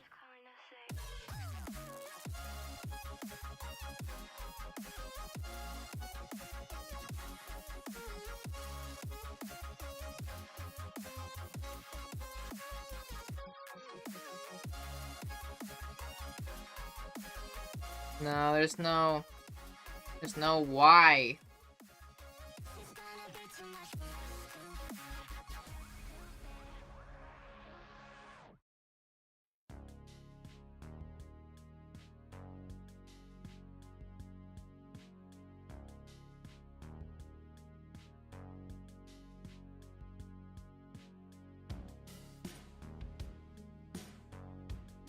Dude. Alright.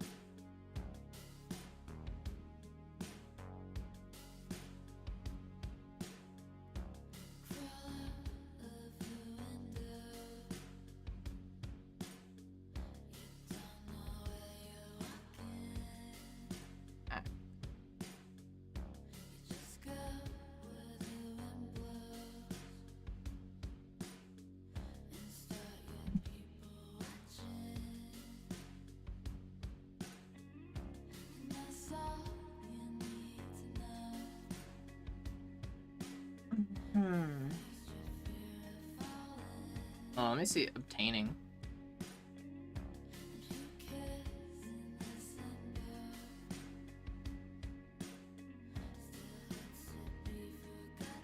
Heck yeah. Try that. Let's see where this goes.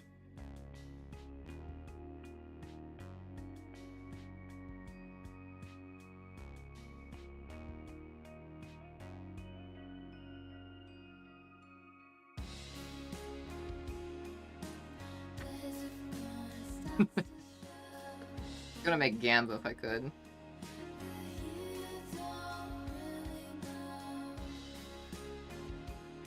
Get the oh! Okay.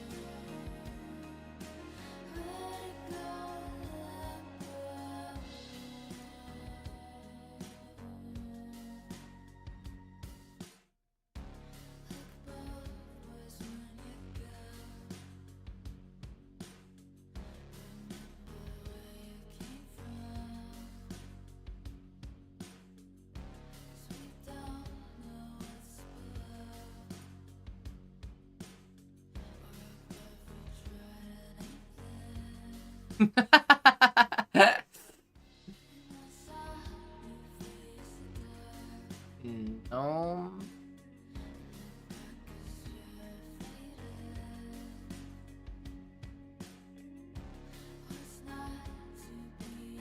Yeah, we'll see where we go with E. Could do Echo.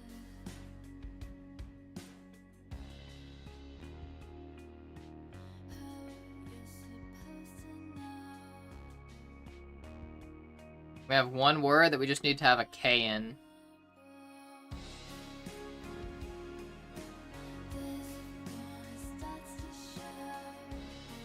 Oak.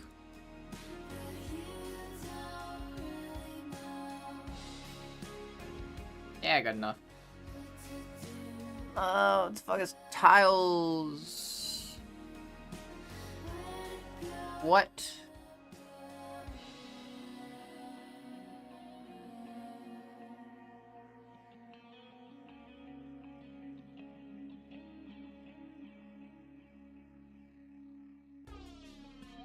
Okay, I think I understand what's going on.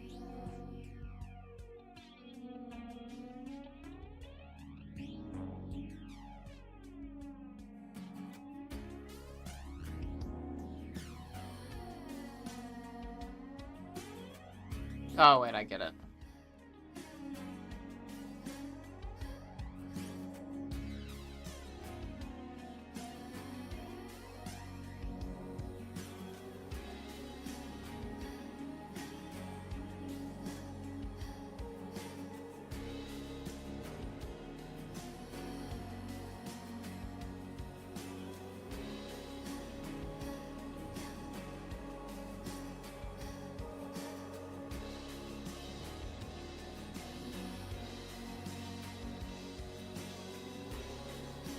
Wait.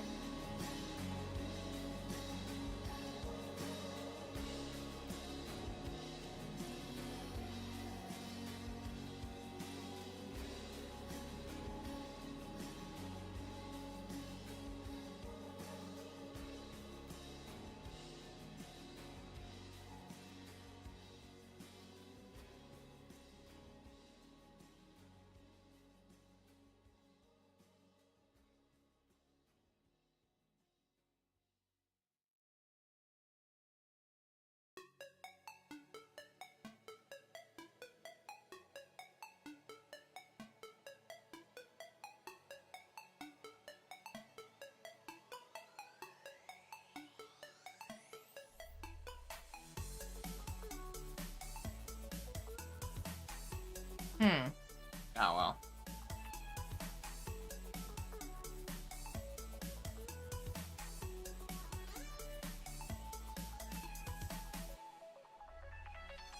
I think that's everything. Other than Sudoku. Oh my god. Okay, maybe we don't do peak tonight. Fuck. If you're no yapping, I'm sorry. Yeah, I might put off peak. We might make that an event for next week.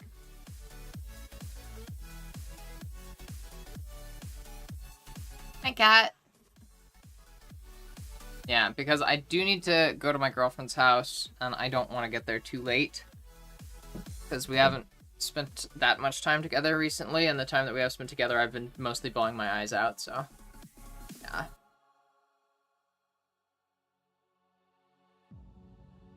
I'm probably gonna go play Peak when I get to her house, so, yeah. Yeah, we'll do that. Yeah. I want to learn. I'm gonna work on my game tonight too. Stream ending? I think stream might be ending. I'm sorry.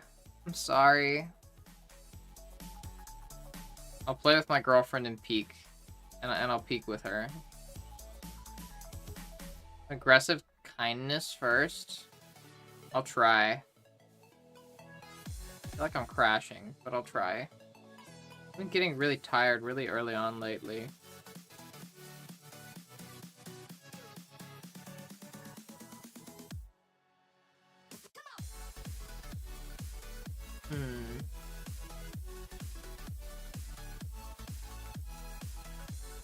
think it's because I'm hungry. Hold on, let me snack on a pretzel or two.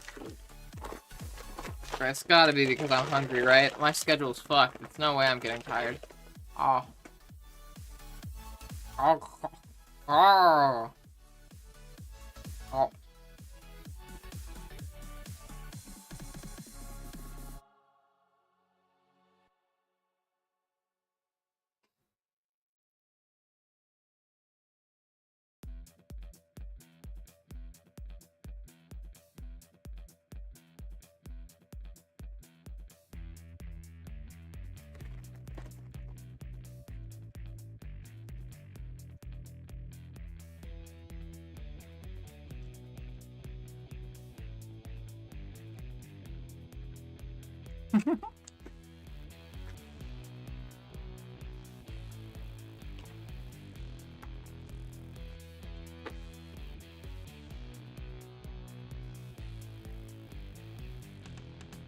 One second.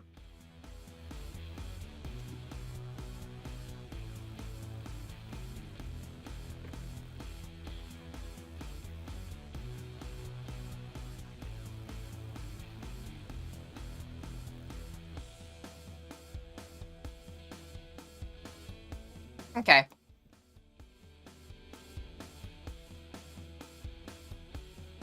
think my tummy might be feeling a bit better. I think so. Yeah, my eye makeup today looks fucking bomb. I do need to keep doing my eye makeup like this. I've been doing more complicated eyeliner lately, as you can tell. I'm fucking getting very distracted, sorry. Aggressive kindness. It's been a while since I've done that. I can do it. I think.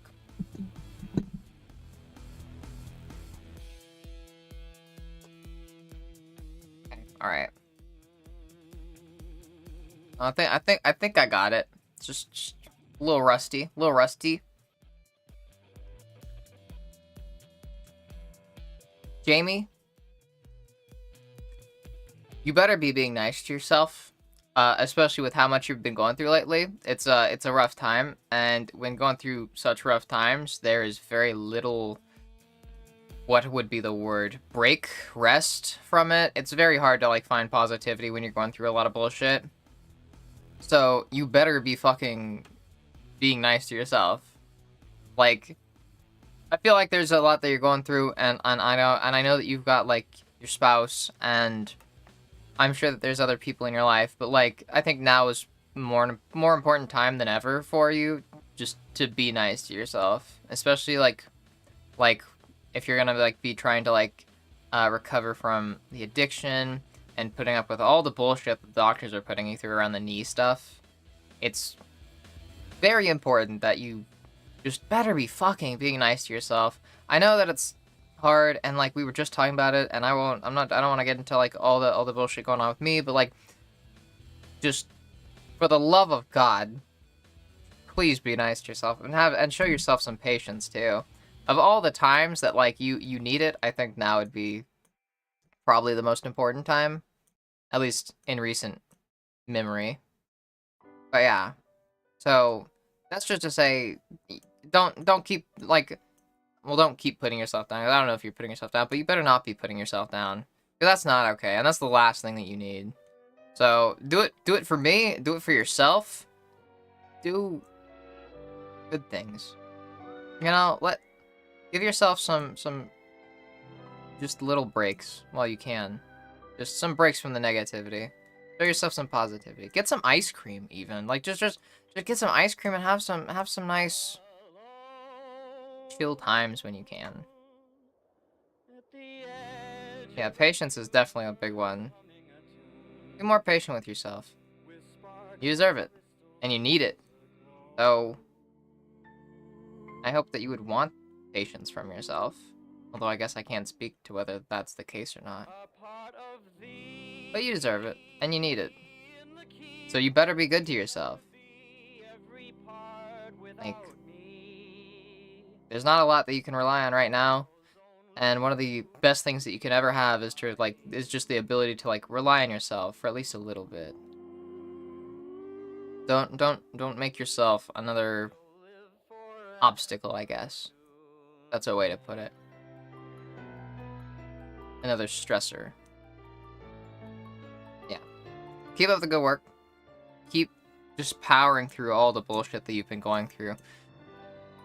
And eventually, it'll get better, and you'll make it out. And eventually, after shoveling through all that bullshit, there's not gonna be bullshit left to shovel, you know?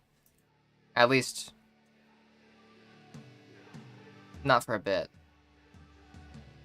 But yeah. Okay. Alright, I'm going to go and eat, because I'm really hungry.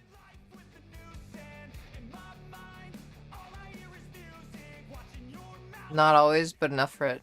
But enough for now. Yeah.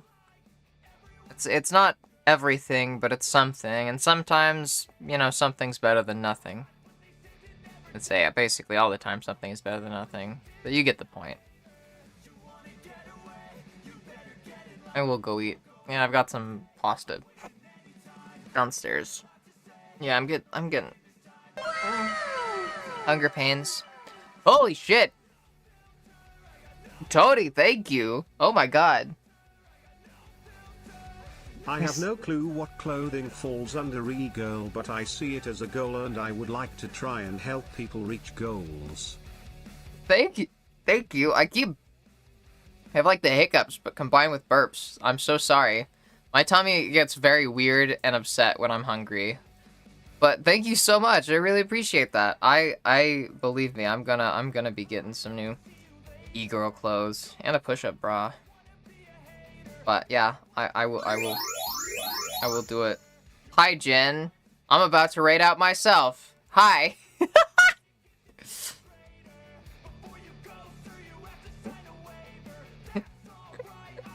Hi, Doge Doodles. Jen, who are you thinking for a raid for me? Captions are now dead, unfortunately. I apologize. What did Tony do this time, yo? Before they all showed up? Yeah, it's okay. Honestly, like, there's no problem with having heavy shit going on. I don't think there's any problem with that. But, yeah. $175 is what Tony did this time. Yeah. Haas VT is a cute trans VTuber. Let me see. I'm seeing a lesbian flag, already liking it. And I see a banana. Okay. Alright, this works.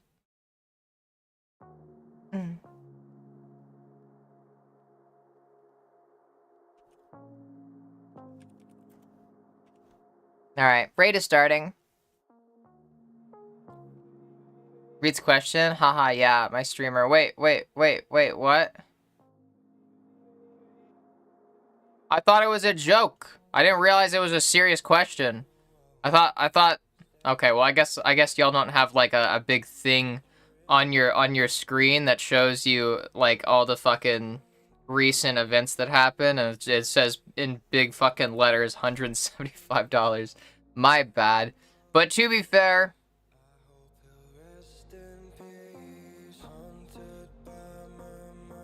I don't know. To be fair, I'm baby, so you can't be too mean to me. You can't be too bad to me. You can't expect too much of me. All right, bro. Get your raid messages. People from Jen. If you have a raid message from Jen, I'd say feel free to keep that raid message, and then we'll have like the Jen, like the combined Jen Ellie raid. Yeah. All right then, everybody. Good night. I will see you all come Friday. I'll let y'all know what's going on. We're gonna do peak with the community, and hopefully something with Belle, like where I dress up in the thing. But regardless, have a good night, eat good food, drink lots of water, and say something nice to yourself in the mirror tonight. That's an order. Mwah. Bye. Oh my god.